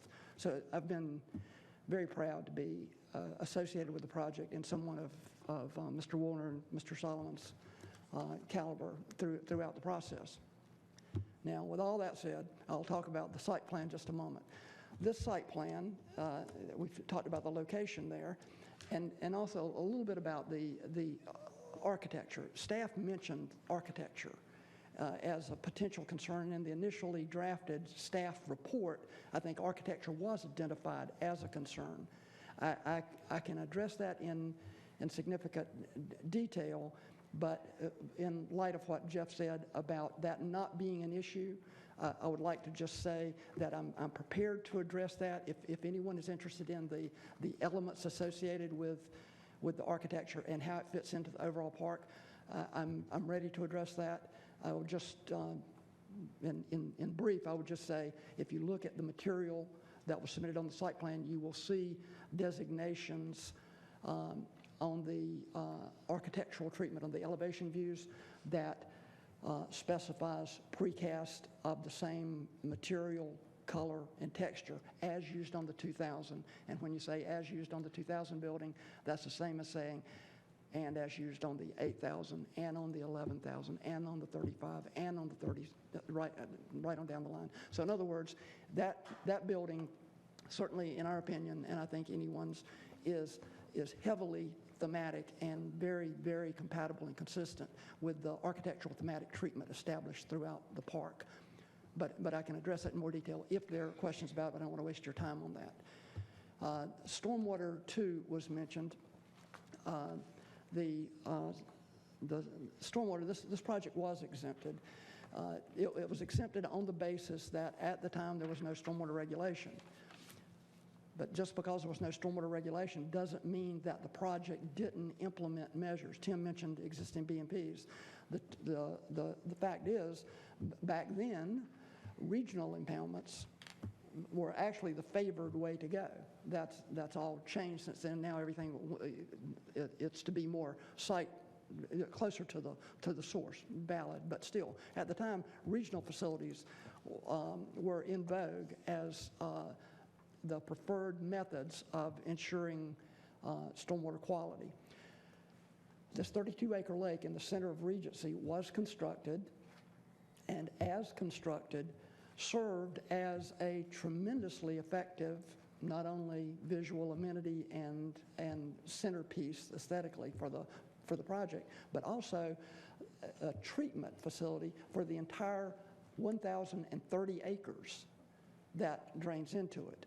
Of that 1,030 acres, over 600 acres is upstream of Regency Park, not part of Regency Park, but every bit of the impervious area that fell in that area and drained down to the lake received treatment in this lake.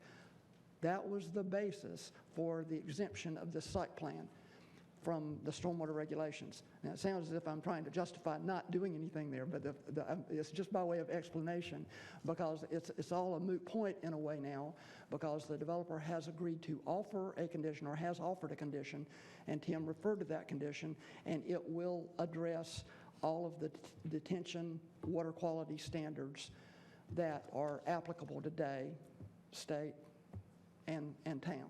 So I think stormwater is again, a moot point on this with the acceptance of that condition. The site plan includes a number of elements that I guess need to be documented as being valid in protecting the neighboring properties and providing for the health, safety, and welfare of the town as a whole. The site plan, as been stated, there's a parking structure. Just about all of the parking for this building is envisioned to be structured parking. That structured parking, a parking deck is not always the most beautiful thing in the world. This particular parking deck actually has precast panels on all sides, and even on the open space side. As you know, the greenway and the open space band to the east. Normally, you would think that's not something to be buffered, but in this particular case, it is buffered, and that's included and that's cited on the plan. So you have precast architectural panels providing aesthetic protection for the public open spaces, which I think is very commendable. By the way, it wasn't our idea. That was town staff that suggested that. We did comply back then. So you still want to take some credit for it, just not for the creativity associated with it.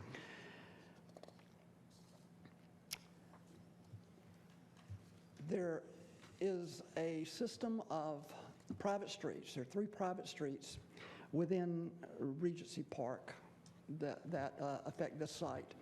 This site is bounded to the north, bordered to the north by BB&T and Tryon Road, and of course to the east by the Parkland and Extended Stay, and to the south we've got Lifetime Fitness and then continue on farther, and Studio Plus, and all that.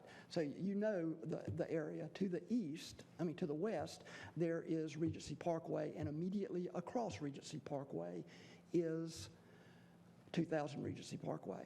Now, I do want to address one thing about the placement of the building on that site, because Jeff showed an example of the height, and there was a variance at the time for the height, and a variance of the height, and that carries with it a variance of the setback. And if you'll remember that image of the site plan, if you can just think about it, the orientation of the proposed 1111 building is not random. It is aligned, perpendicular, but aligned with the 2000 building. It relates, the two axes relate. And in addition to that, if you'll notice the configuration of the parcels, it projects northward beyond the placement of the 2000 building. And the effect of that is that it essentially negates the initial intent of the town's regulations regarding setbacks, because the purpose of the setbacks, of course, I'm telling you what your intent was, I'm guessing here, but I think it's reasonable to conclude that the intent of those setbacks are to avoid a canyon effect along roadways and to leave openness.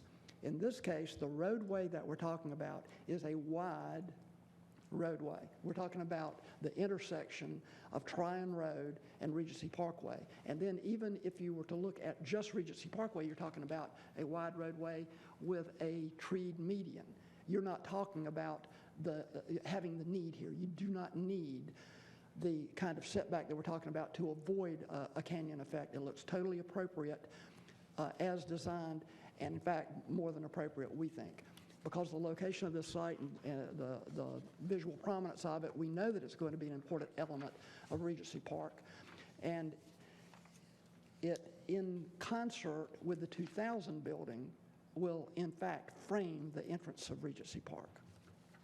So it's extremely important. It's not a randomly placed building by any means. There was a lot of thought given to it, and I'm quite confident that it's in the right place and will be a credit to the town.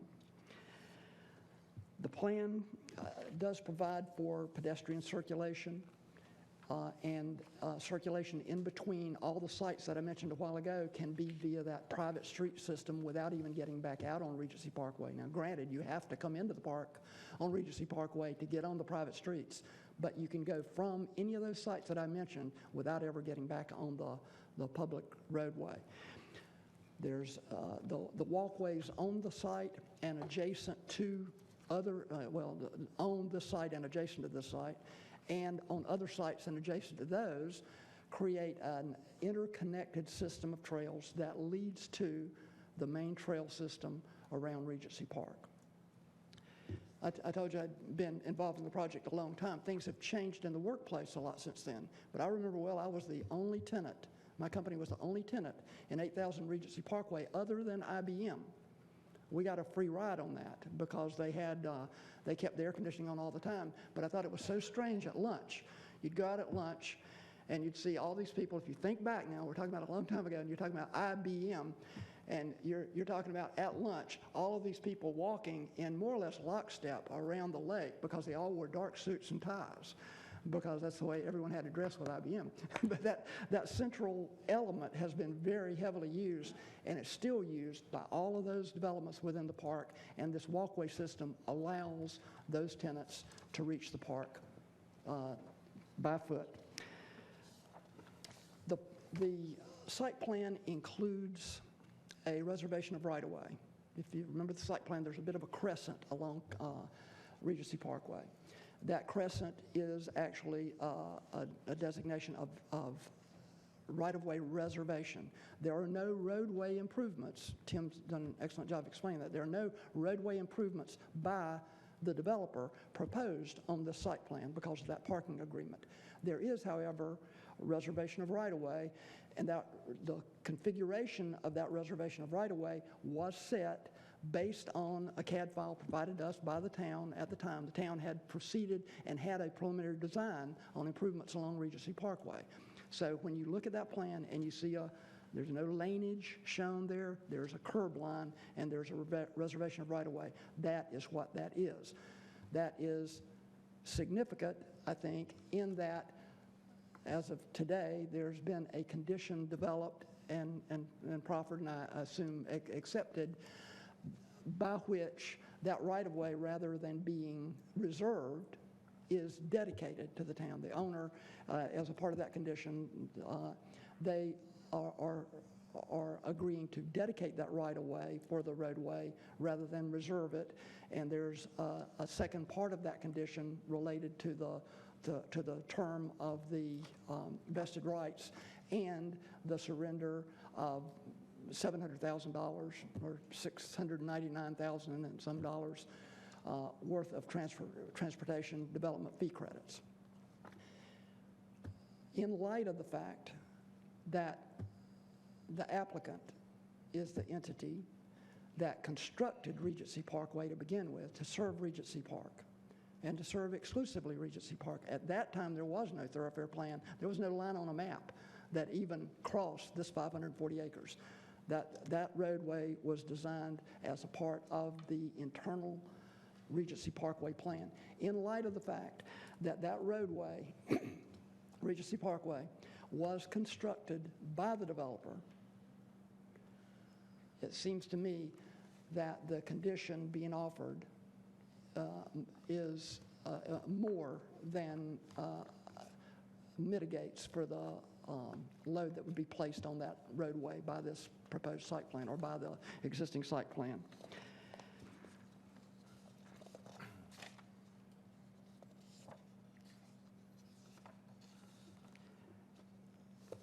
I think for the reasons mentioned, well, it's not a think, I know, for the reasons mentioned, I'm totally convinced that the plan, the site plan, as before you tonight, adequately protects the health, safety, and welfare of the community and meets the criteria that's spelled out as the necessary findings for granting of vested rights. I'd just like to make a couple of statements in conclusion, very, very brief. I do believe that the site plan satisfies the requirements for issuance of vested rights. Further, having been involved in this site plan and the PUD for as long as I have, I think it would be a crying shame for the project not to be constructed as built. That's about as technical as I can get on that. But then another point, not much more technical, but very heartfelt, is that my personal observation, and I think that of others, has been that the concept, the proper concept for a given piece of property, time and again, has been compromised because of economic conditions. When we first started planning projects in Cary, we planned Lockmere. Gregory Poole was the developer of Lockmere. He was the owner. Gregory Poole set a concept. And the one thing that you didn't know is how long it would take to build it. But the one thing you did know, since he was involved in it, was that that would be the concept. You couldn't tell whether it was going to be built 5 years, 10 years, or 20 years down the road, but you knew what was going to be built. And that assurance was a great comfort to abutting property owners and I think anyone making investments in an area that would to be affected by that project. And I draw a bit of a parallel here because I think Regency Park has held fast to the concept. Normally, the first site to be developed in a project is the site with the least infrastructure. In this case, we're talking about a project that already had road frontage, and here it is, the last project to be developed. It is the last piece of property that is undeveloped in Regency Park. The concept has not wavered. Regency Park does not want to accept a use that responds to a changing market.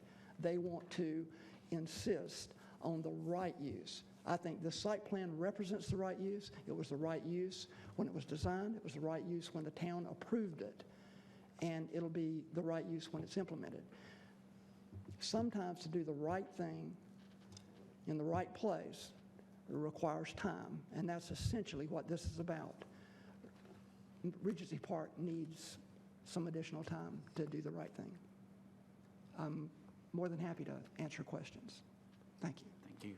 Mr. Daniel, before you sit down, could you specifically address the findings relating to safe conditions for pedestrians and motorists, and also for the safe ingress and egress for emergency vehicles from the site? Yes, this site plan includes elements. Well, for instance, take safety vehicles. The drives, the radii, the fire lanes incorporated into the site are designed so as to accommodate the movement of the emergency vehicles. In fact, there is an area of special landscape paving that you'll see on the site plan located between the parking deck and the building, and that is set such that a fire truck can access that area and therefore be able to be the required distance from all portions of the building. Pedestrians, I think we addressed the connectivity as far as safety of the pedestrians. You'll also see on that site plan marked pedestrian crossings and the configuration of the walkways itself. I think that's largely exemplified by the connection between the parking deck and the building. That's actually via covered walkway so that people can park their vehicles, get to the building, not only without crossing a drive, but without even risking the elements. So from a safety standpoint for pedestrians, I'm quite confident this site plan accommodates that need very well. Same for safety vehicles. Was there another point that I missed? Yeah. Thank you very much. Our last witness this evening will be Mr. Mike Horn from Kimley Horn and Associates.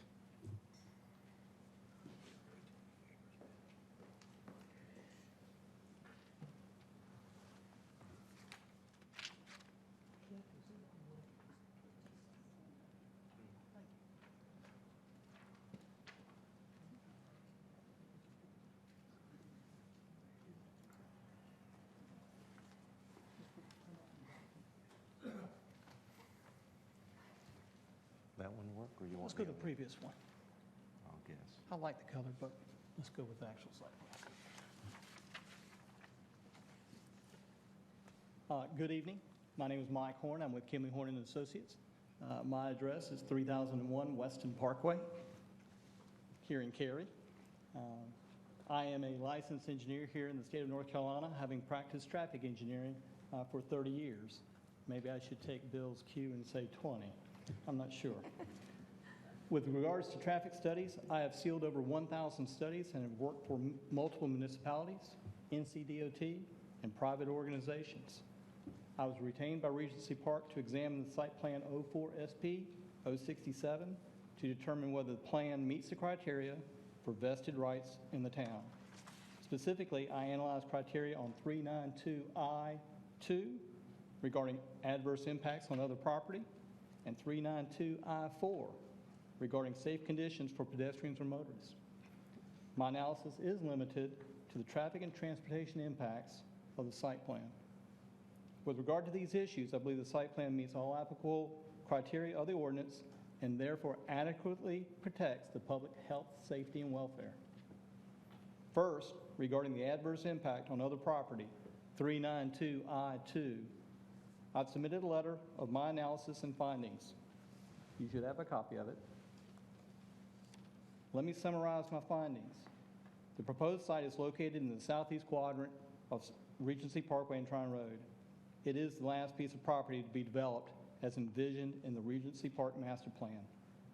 It will consist of 281,000 square feet of office, and an office building of this size would generate approximately 430 AM peak hour trips and 395 PM peak hour trips. Access to the property would be from Regency Parkway as envisioned by the site plan or by the master plan.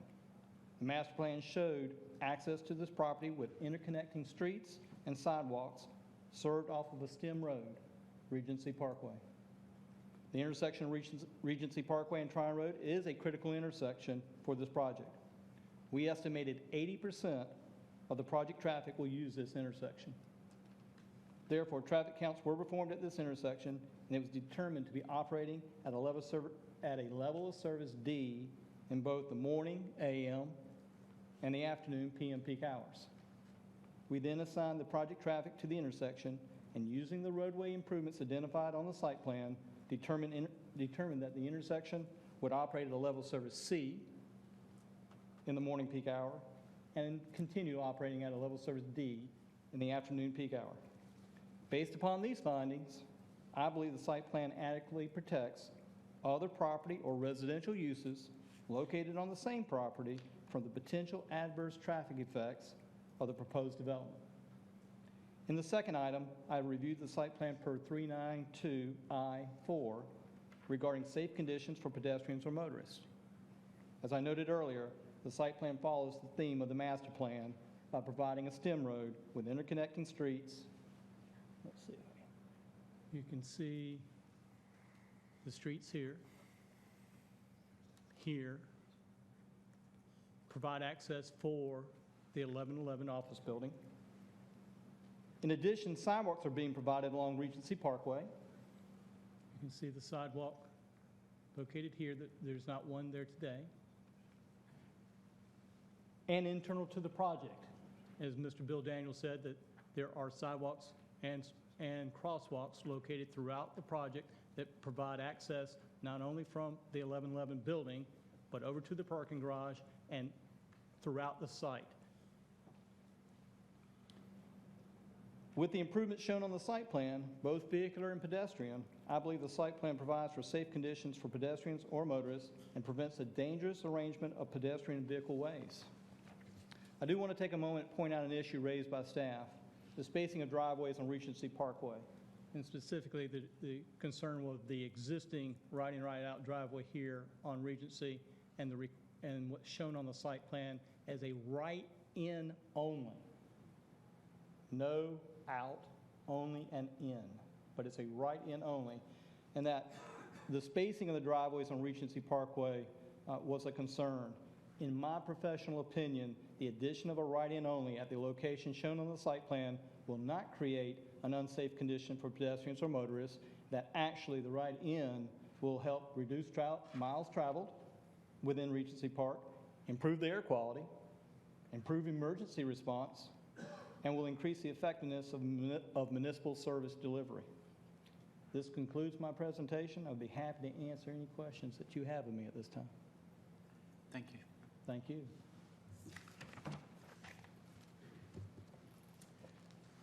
Would you like me to do the, oh, okay, you've got the transport, okay.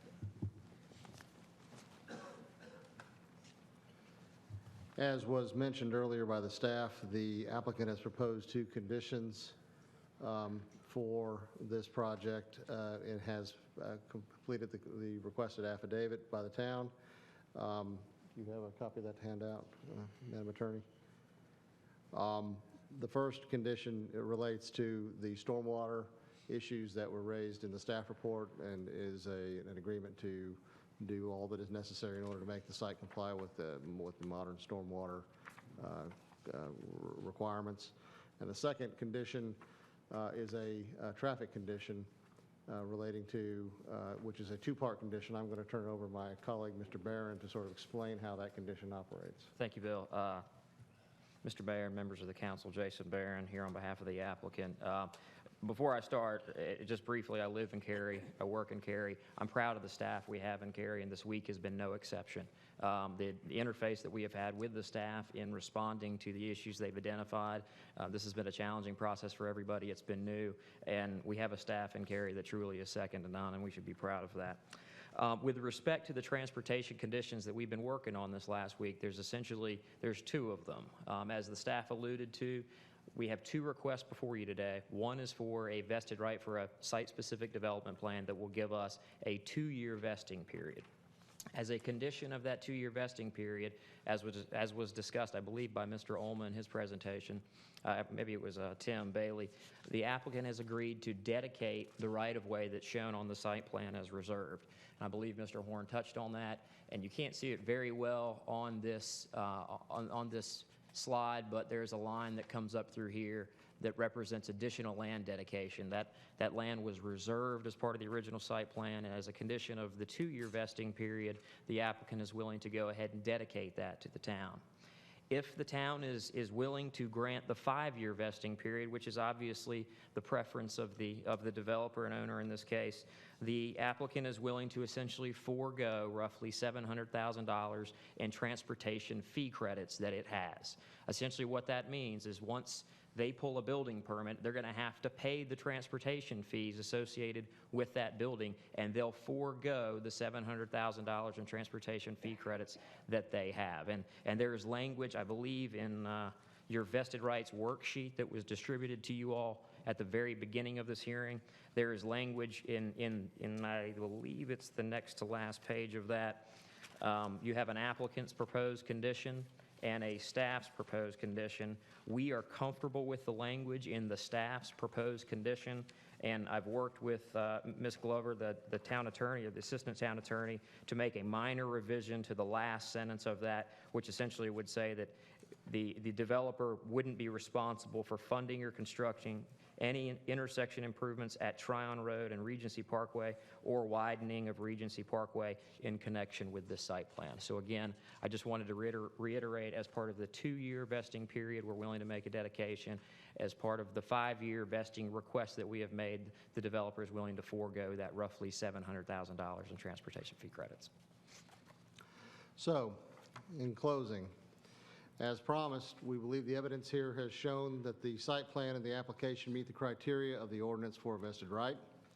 The criteria adequately protects other property from adverse effects of the proposed development. The testimony submitted by Mr. Daniel, along with the proposed condition submitted by the applicant, showed that the site plan will provide adequate protection from stormwater impacts of the project.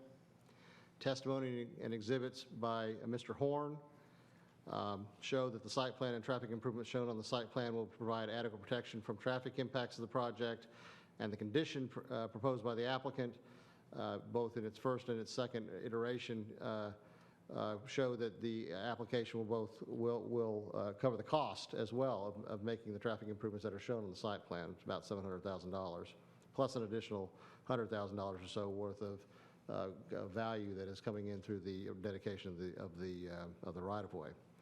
Testimony from Mr. Woolner and Mr. Daniel show that the site plan is designed to be an integral part of an overall Regency Park plan, and there are no other off-site impacts of the site plan. The site plan provides harmony and unity with the development of nearby properties. As noted, the testimony of Mr. Daniel and Mr. Woolner shows that every aspect of the site plan has been designed to work in harmony and in concert with the other properties in Regency Park, from a circulation plan to its architectural design. In a sense, the entire point of the site plan is to be in harmony, and unity with the development of the nearby properties. Third criterion, the plan provides safe conditions for pedestrians and motorists and does not create a dangerous arrangement of pedestrian vehicular ways. Both Mr. Horn and Mr. Daniel have presented evidence that the pedestrian vehicular circulation plan are safe and are designed to be integrated into and operate in concert with the plan for the project as a whole. Mr. Horn and Mr. Daniel also testified that the site plan creates no dangerous conditions for either pedestrians or motorists. And finally, with regard to providing safe ingress, egress, and access for emergency vehicles to the site, evidence provided by Mr. Daniel addressed this point in detail. By meeting the criteria of the ordinance, the evidence shows that the plan protects the public health, safety, and welfare. The purpose of the ordinance is to protect the health and safety and welfare of the public. That is what the criteria are designed to ensure. Therefore, by meeting those criteria, we contend that we have shown that the public health, safety, and welfare are protected. But more importantly, we believe that the evidence shows that this is actually a really good plan and a great project for Cary. Regency Park has been and will continue to be good for Cary. The site plan will be a significant enhancement to the project and a benefit to the town. A signature building will be built at the gateway to Cary, and we hope and believe that the council will be enthusiastic about granting the application, because doing so is in the public interest. Accordingly, we request that the council grant a vested right for the site plan in accordance with the application, and we request further that the council grant vested rights for the period of 5 years. The evidence presented by Mr. Woolner and Mr. Daniel shows that the level of investment and the economic and market conditions facing the project warrant the longer vesting period. And the evidence presented also shows that the building of the project and the role played by this site plan in context of the project justify a 5-year vesting period. We appreciate your time and attention. We are available for questions, and at this point, as a matter of technicality, I'd like to move the introduction of all the exhibits and other materials presented into evidence, and also move into evidence the materials that were submitted in support of the application, including the application itself and the letter that I submitted to Mr. Olma dated August 30th, 2012. And we are prepared to answer any questions or deal with any issues that the council may have at this time. Very good. We'll accept your material, and please bear with me while I go through the process that has been laid out before me. Sure thing. All right. This time I'd like to invite speakers who have been sworn in that have not spoken that would like to speak in favor of the application or support of the application. If there is anyone that meets this criteria, please come forward. Seeing no one, I'll continue. I'll invite cross-examination of the witness who spoke or the applicant who spoke in support of this application. If there's any cross-examination by anyone. Okay, moving along. Open the public hearing for those who are opposed to this request. Please approach the podium. Is there anyone who would like to speak in opposition? Seeing no one, we'll continue to proceed. Since there's no opposition spoken, there's no cross-examination of the opposition, so we'll move on. And I'll invite staff to present additional testimony if necessary. Good evening, Council. I'm going to ask Mr. Bailey to come back up for a minute and just clarify a few things for the record.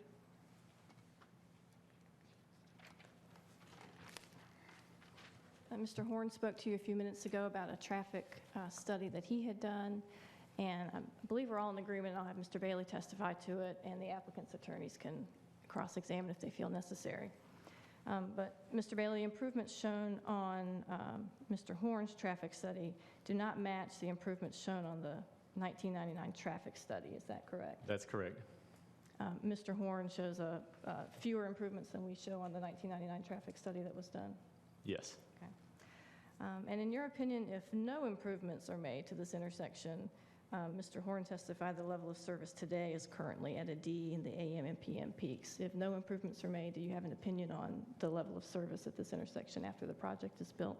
Yes, because of the size of this project, it's my opinion that it would degrade below level of service D, which is our standard, without improvements. Okay, and just to clarify the record, and Mr. Bailey's already stated, but the improvements shown in Mr. Horn's traffic study, the applicant is not actually proposing to do those and is not required to do those under the current site plan. Is that correct? That's correct. The site plan indicates that's to be done by the town of Cary. Okay. Thank you.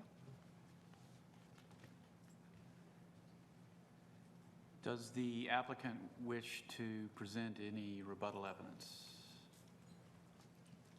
We have no additional evidence at this time, Mr. Mayor. We'll now ask if anyone who's been sworn in has any objections to the incompetence of evidence or testimony to please speak. Seeing no one, we're now at the point of opening up to council members for questions. Ms. Adcock. Lisa, thank you so much for asking Tim the question about the traffic improvements, because I had a question about that. So on the page 8 of the staff report, under transportation 3.3, and it talks about the road improvements needed, and I believe the figure quoted in the staff report, oral staff report that Jeff gave was that those improvements would cost $2.3 million. Am I right?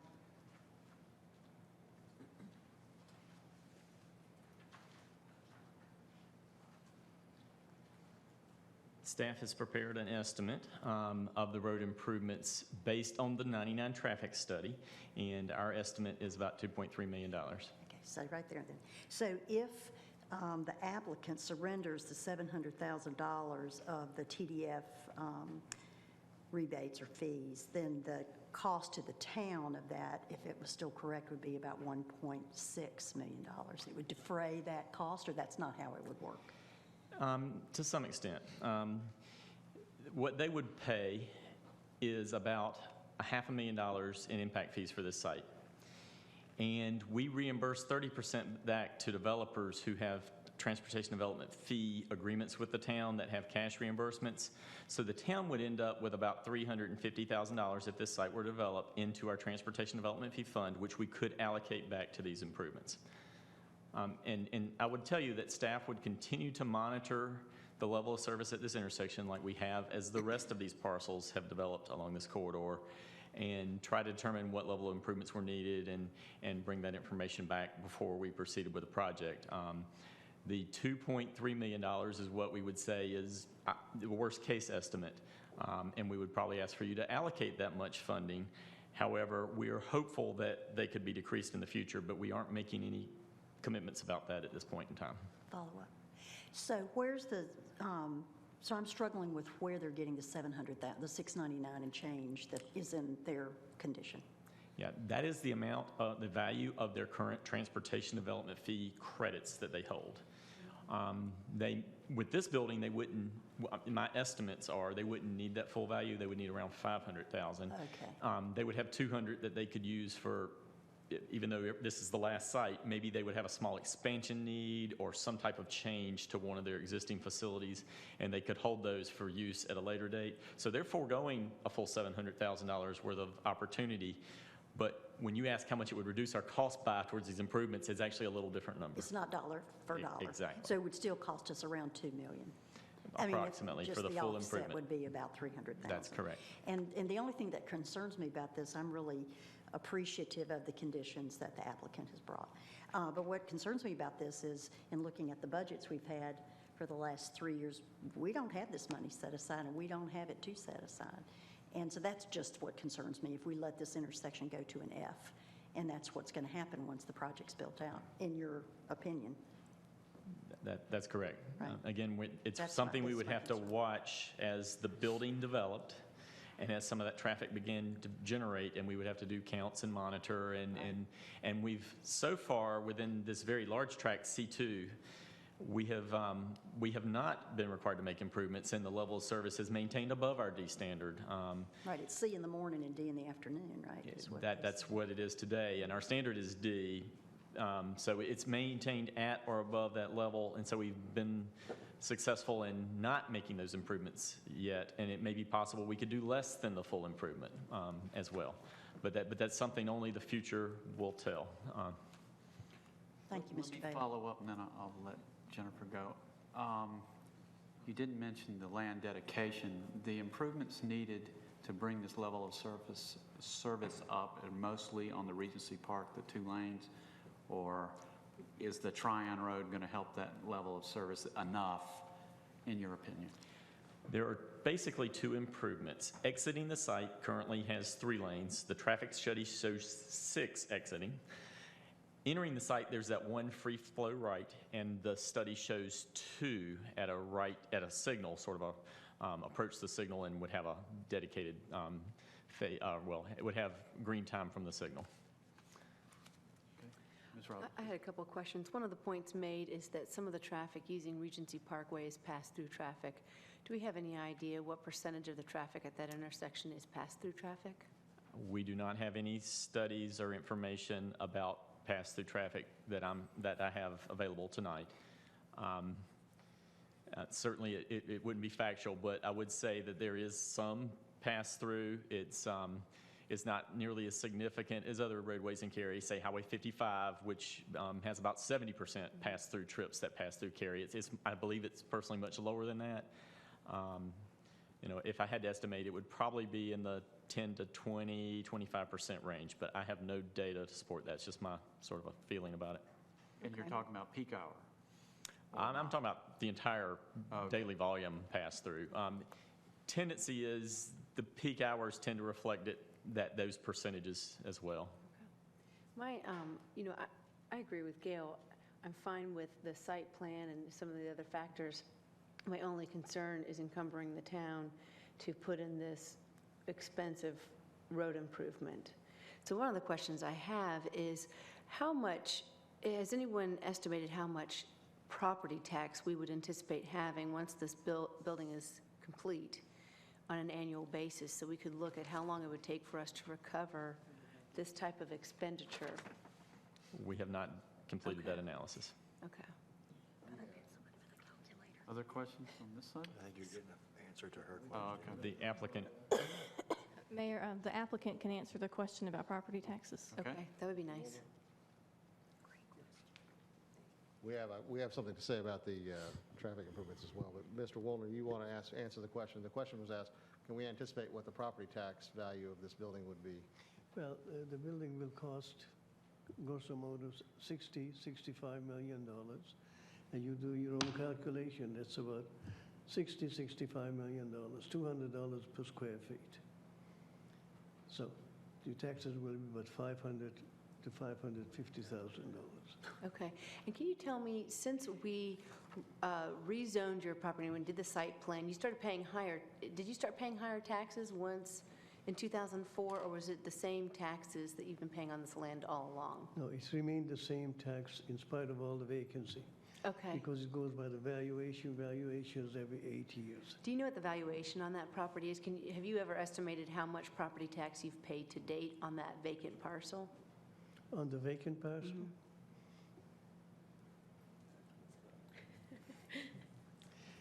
I don't know. It's not a Okay. great deal. A lot of money. It's Might under make some $20,000. Yeah. I beg your pardon? I'm sure under $20,000. Okay. You asked me what would be the tax paid on that vacant piece of land. Yeah, the vacant piece of land, how Yeah, much two tax pieces do of you land, think? A and C, I think it's below $20,000. I beg your pardon? About 10 to 20,000. 10 to 20 annually, Yearly, right? yeah. Yearly? Yes. For over Yeah. 30 years? Yeah. Yeah, okay. That helps us. I mean, I'm trying to figure out, he's been paying, as a property owner, he's been paying, and once his project is complete, he'll be paying in. So I'm trying to figure out if the town were to go in and invest the money in this to enable a large project like this, how soon would we be able to recover the money from his property taxes to justify the intersection improvements? That sounds like 4 years. Well, Well, he's been paying, but he's already paid probably in excess of $600,000. And then if you talked about the value of his property, another 4 years or so, 4 or 5 years, too, you're an accountant. Yeah. Oh, good. He's the tax audit Yeah. guy, go for it. Other questions, comments? Well, we were going to, if it's all right with you, we'd like to ask Mr. Horn to come back to make a comment about the question that was asked to Mr. Bailey about the traffic study, the 1999 traffic study, if that's all right. The 1999 traffic study that was prepared had a list of, or a diagram, as you saw, of what improvements were being proposed. On the site plan that I looked at, the one in front of you right here, actually, I believe it shows something different. And correct, it's less improvements than what was shown in the 1999. However, my analysis showed at how we could take the traffic from the 1111, add to it, and make the intersection better in both the AM peak hour and the PM peak hour. That while it stayed at a D in the PM peak hour, it actually brought it all the way up to the threshold of just barely B and C. So just 1/10 of a second would have taken it over into a C. So in other words, so with the 1111 traffic and the improvements, which were less than the $2.3 million that is being, that Tim Bailey has said, what we've estimated the amount of improvements, the cost of those improvements that were shown on this site plan, they're roughly about $600,000, $700,000. Okay. So in other words, we do believe that we can keep this intersection operating at a level of service D with lesser improvements, thus lesser money. Okay. Still paid by the town, though. Correct. Yeah. Correct. Make sure. And Mike, if I can get you to clarify, Sure, make sure. so the town has provided an estimate of $2.3 million for improvements to the intersection. Yes. And you heard that that was based upon a 1999 traffic study, right? Correct. Now, you just said that it was roughly $700,000, in your opinion, is what it would take to improve the intersection, consistent with the 2004 site plan that is being requested. Is that right? Correct. Now, Can you explain the difference in why the town would have $2.3 million and your estimate would be around $700,000? The simple answer is there are more improvements shown in the 1999. I can go into a lot of detail, but I think right now it's just there are more improvements shown. We get it, yeah. In that regard, Mr. Horn, do you recognize this document? Yes, it's a estimate that I had prepared based upon the site plan and the improvements that I believe were shown on the site plan on the 2004. So, Mr. Mayor, at this time, I'd like to introduce that document, which is an estimate of cost that Mr. Horn just testified to. I'd like to introduce that into evidence, and I can send a copy around for each of the council members.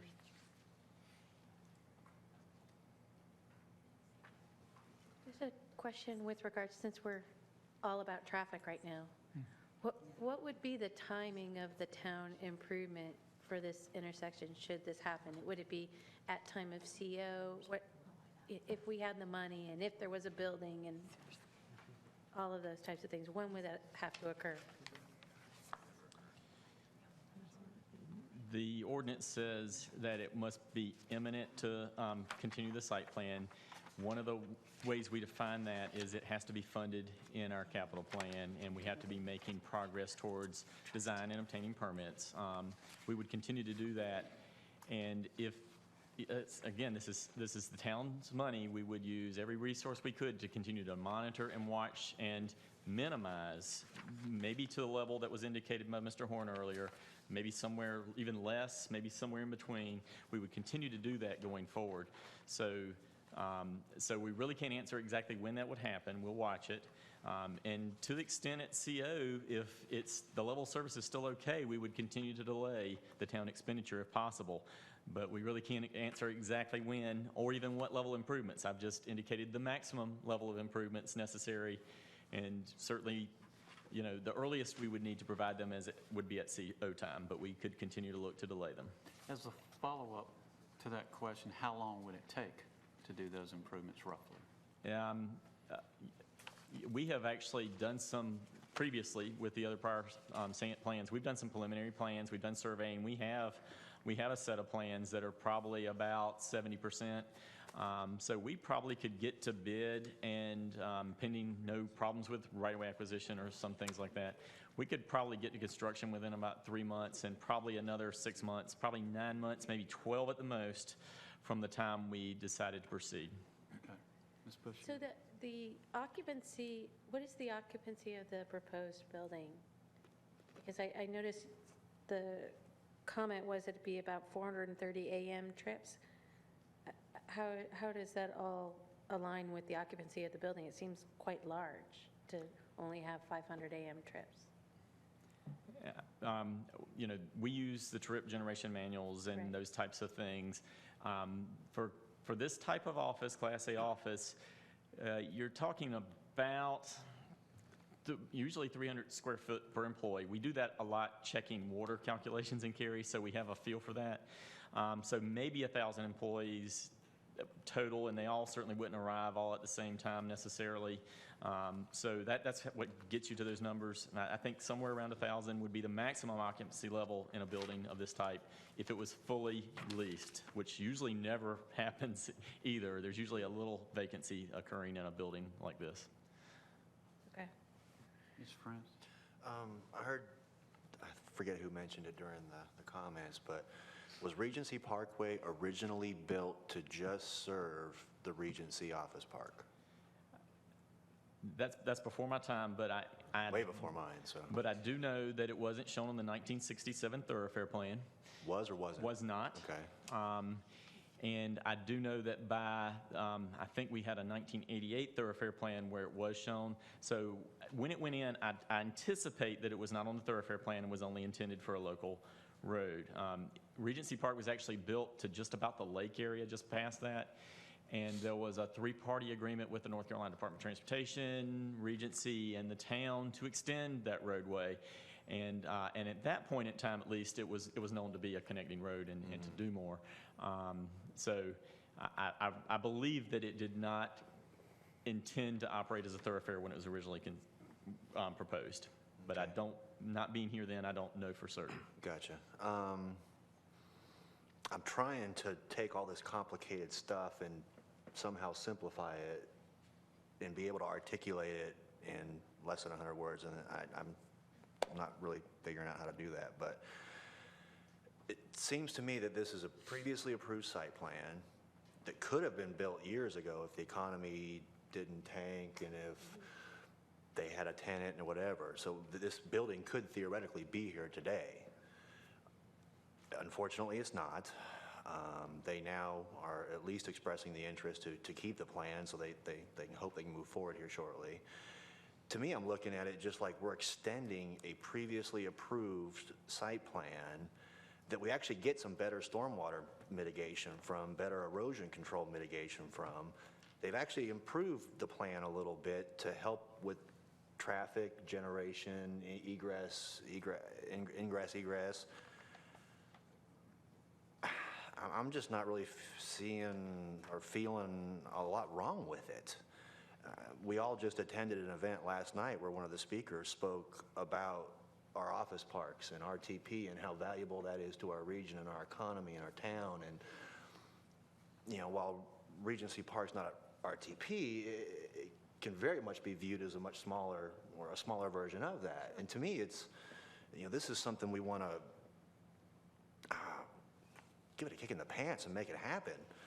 You know, if Ed's math is correct, and I don't have any reason to doubt Ed, you know, 4 years, then property taxes, we get the money back for the road improvements, and then everything after that's gravy. I'm ready to make a motion. I would not only support the 2-year vesting, I would support the 5-year vesting. Are you willing to make a motion according to the document? Because you have to, No, I'm. because Gale is ready. If Gale's ready, let Gale. No, Gail's ready to try. Hold on, please. Let's listen to the town attorney. Thank you. And just if you would humor me and also Mr. Bryan on a couple of technical things before you start making motions.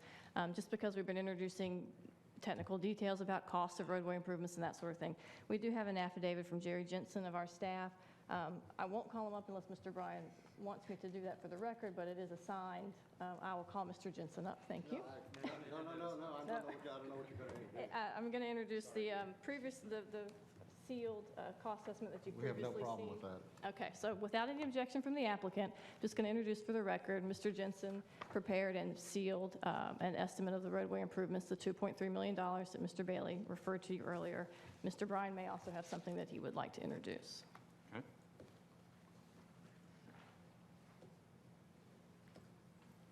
We have no further evidence at this time.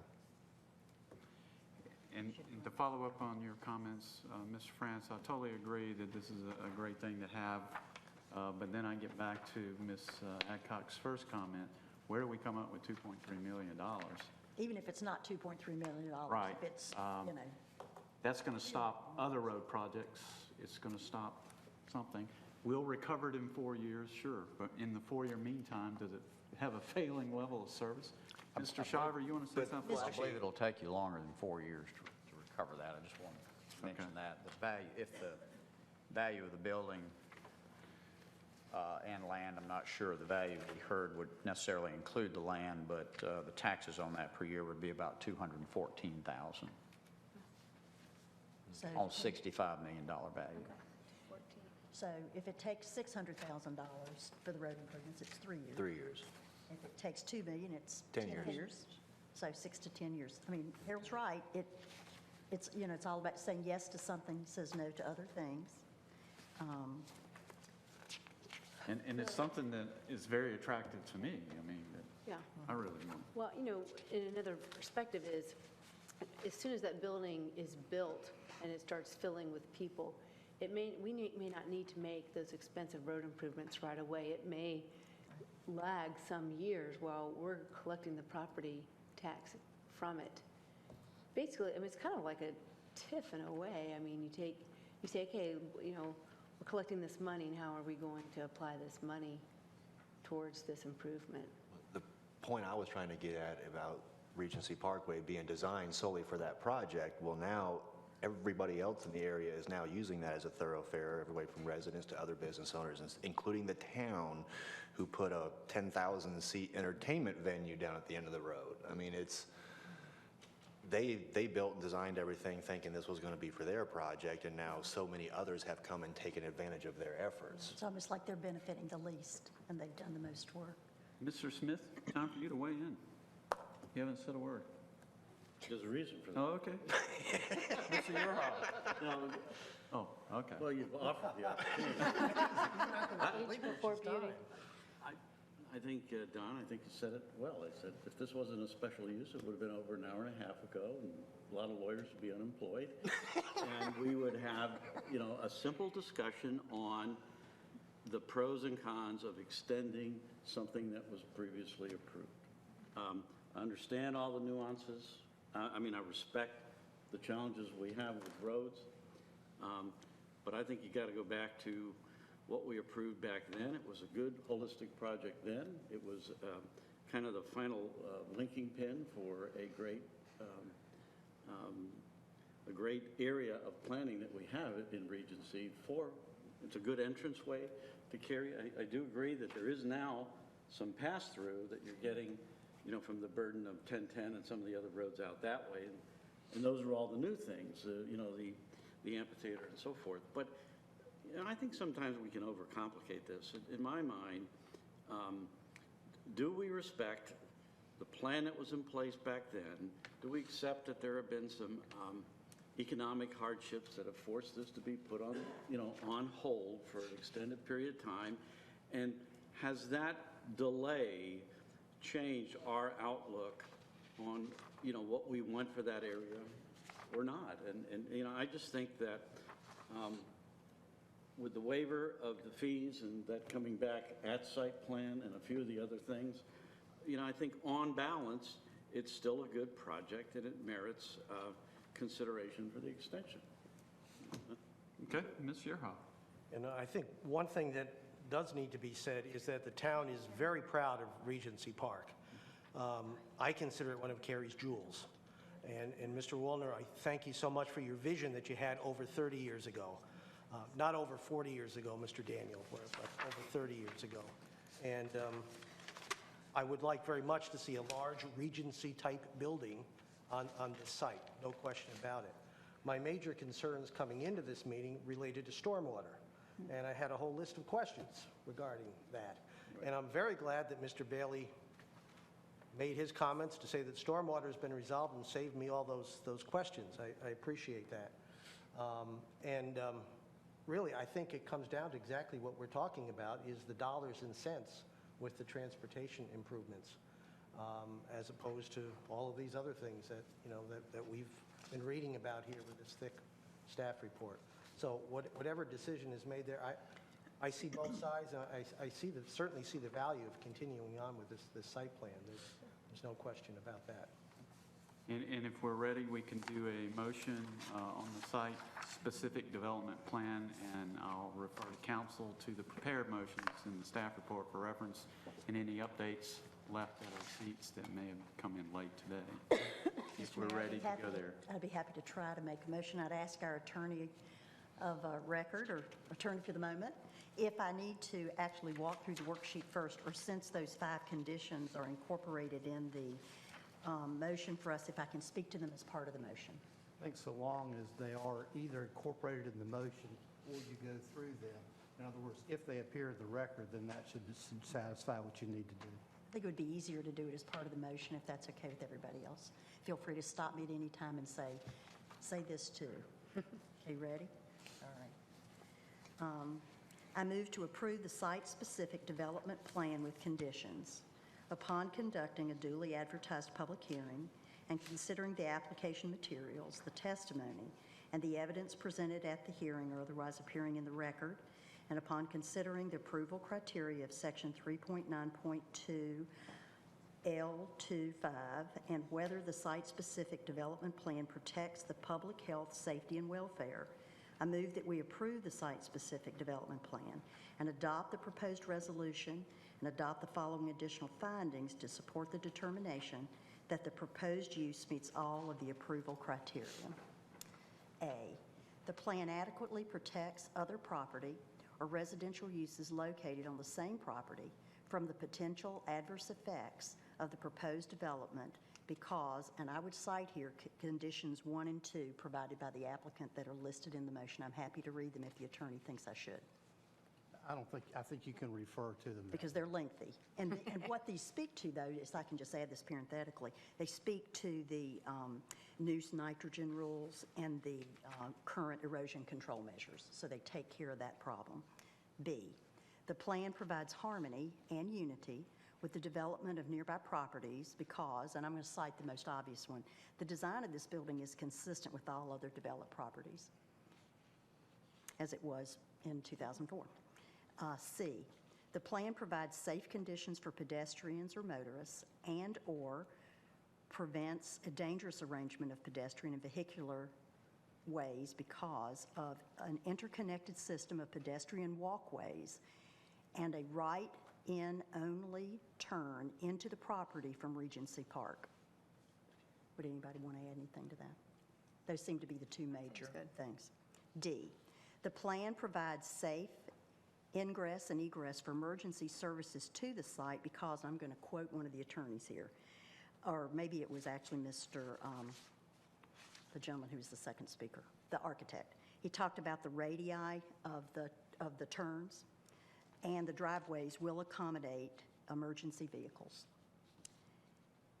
E, the plan protects the public health, safety, and welfare because of marked pedestrian crossings and a covered walkway from the parking deck, in addition to the previously mentioned the system of interconnected pedestrian walkways.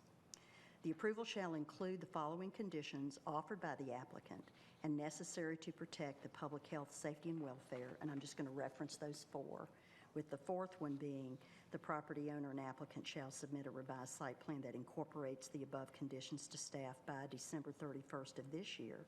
Staff will review the revised site plan pursuant to the provisions of sections 3.9.2 G1 of the LDO. Second. It's a motion and a second. Mine was easy. Further discussion. All in favor of this motion, please say aye. Aye. Any opposed? Motion carries unanimously. We need a motion on the additional 3-year vesting period. I'm happy to do that too. Okay. Upon conducting a duly advertised public hearing and considering the application materials, the testimony and evidence presented at the hearing or otherwise appearing in the record, and upon considering whether an additional 3-year vesting period is warranted in light of all relevant circumstances, including but not limited to the size and phasing of development, the level of investment, the need for the development economic cycles, and market conditions, I move that council, in its sound discretion, approve the extra 3-year vesting period and adopt the following as findings to support that determination and as an addenda to the resolution. At this point, what I would say is that I think the applicant made an excellent case for why this project has not been built to this point, and that giving them 2 years is not going to be sufficient to reach conclusion of this, and that it's just logical to give them the full 5 years. Okay, so there's a motion and a second. First, Wait, just a minute, there's a condition. Also- Oh, right, it's about what they're going to offer? Okay. So do I need to reference those? And there are on the sheet that I have, there are 2 proposed conditions. Number 1, it's applicant's proposed condition, also number 1, Right. is staff's proposed condition. What my copy says is that the applicant has agreed to revisions in the wording to staff's proposed condition with language that says, or any widening of Regency Parkway. You might want to confirm that with the applicant, but I believe the staff's proposed condition is acceptable with that modification. That modification, is that correct? That is correct, sir. So what I should do is go back, if my seconder will Please. agree, and just amend my motion to add, this approval shall include the following conditions offered by the applicant, which appear in writing with the change that the attorney just mentioned, recommended by staff, and also the surrendering of the $699,862.44 of transportation development fees. Second. And that amendment is agreed to by Mr. Frantz. Further discussion. All in favor of this motion, please say aye. Aye. Any opposed? Motion carries unanimously. And we'll now close the quasi-judicial public hearing. The resolution that the council adopted this evening will be placed on our September 27th council meeting consent agenda for ratification. Thank you, everyone, for all that were involved in this process. We now move on to... Thank you very much. Thank you. We now move on. We have no development discussion items or old or new business that I'm aware of. And so that brings us to closed session, and I would entertain a motion to go into closed session. You ready? Whatever you want to do. Okay, go ahead, Lori. Pursuant to GS 143-318.11A3 and 4, I move that we hold a closed session to, 1, consult with attorneys employed by and/or retained by the town in order to preserve the attorney-client privilege between the attorneys and the town. Among other things, the council expects to receive advice concerning the following lawsuit: Panther Creek, Raleigh LP, and Cary Park Associates, LLC versus the Town of Cary and Wake County Board of Education. Number 2, discuss matters relating to the location or expansion of industries or other businesses in the town, including an agreement on a tentative list of economic development incentives that may be offered by the town in negotiations. And 3, to prevent the disclosure of information that is made privileged or confidential by GS 143-318.10E. There's a motion. Is there a second? Second. Second. Discussion? All in favor, please say aye. Aye. Any opposed? Motion carries unanimously, and we are in closed session.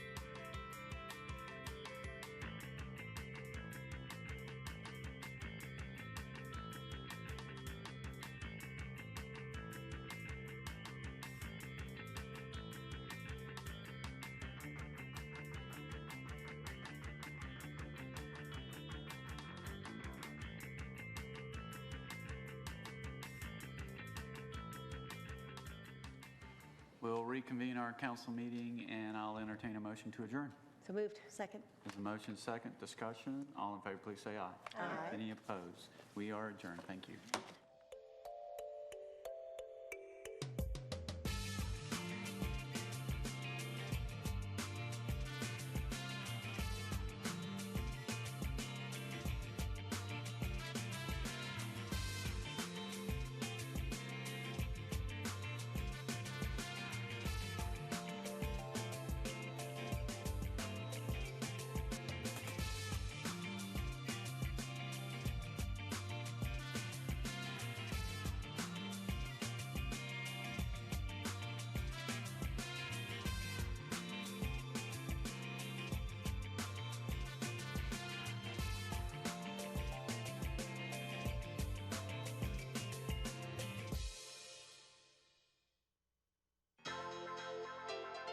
This has been a production of Cary TV.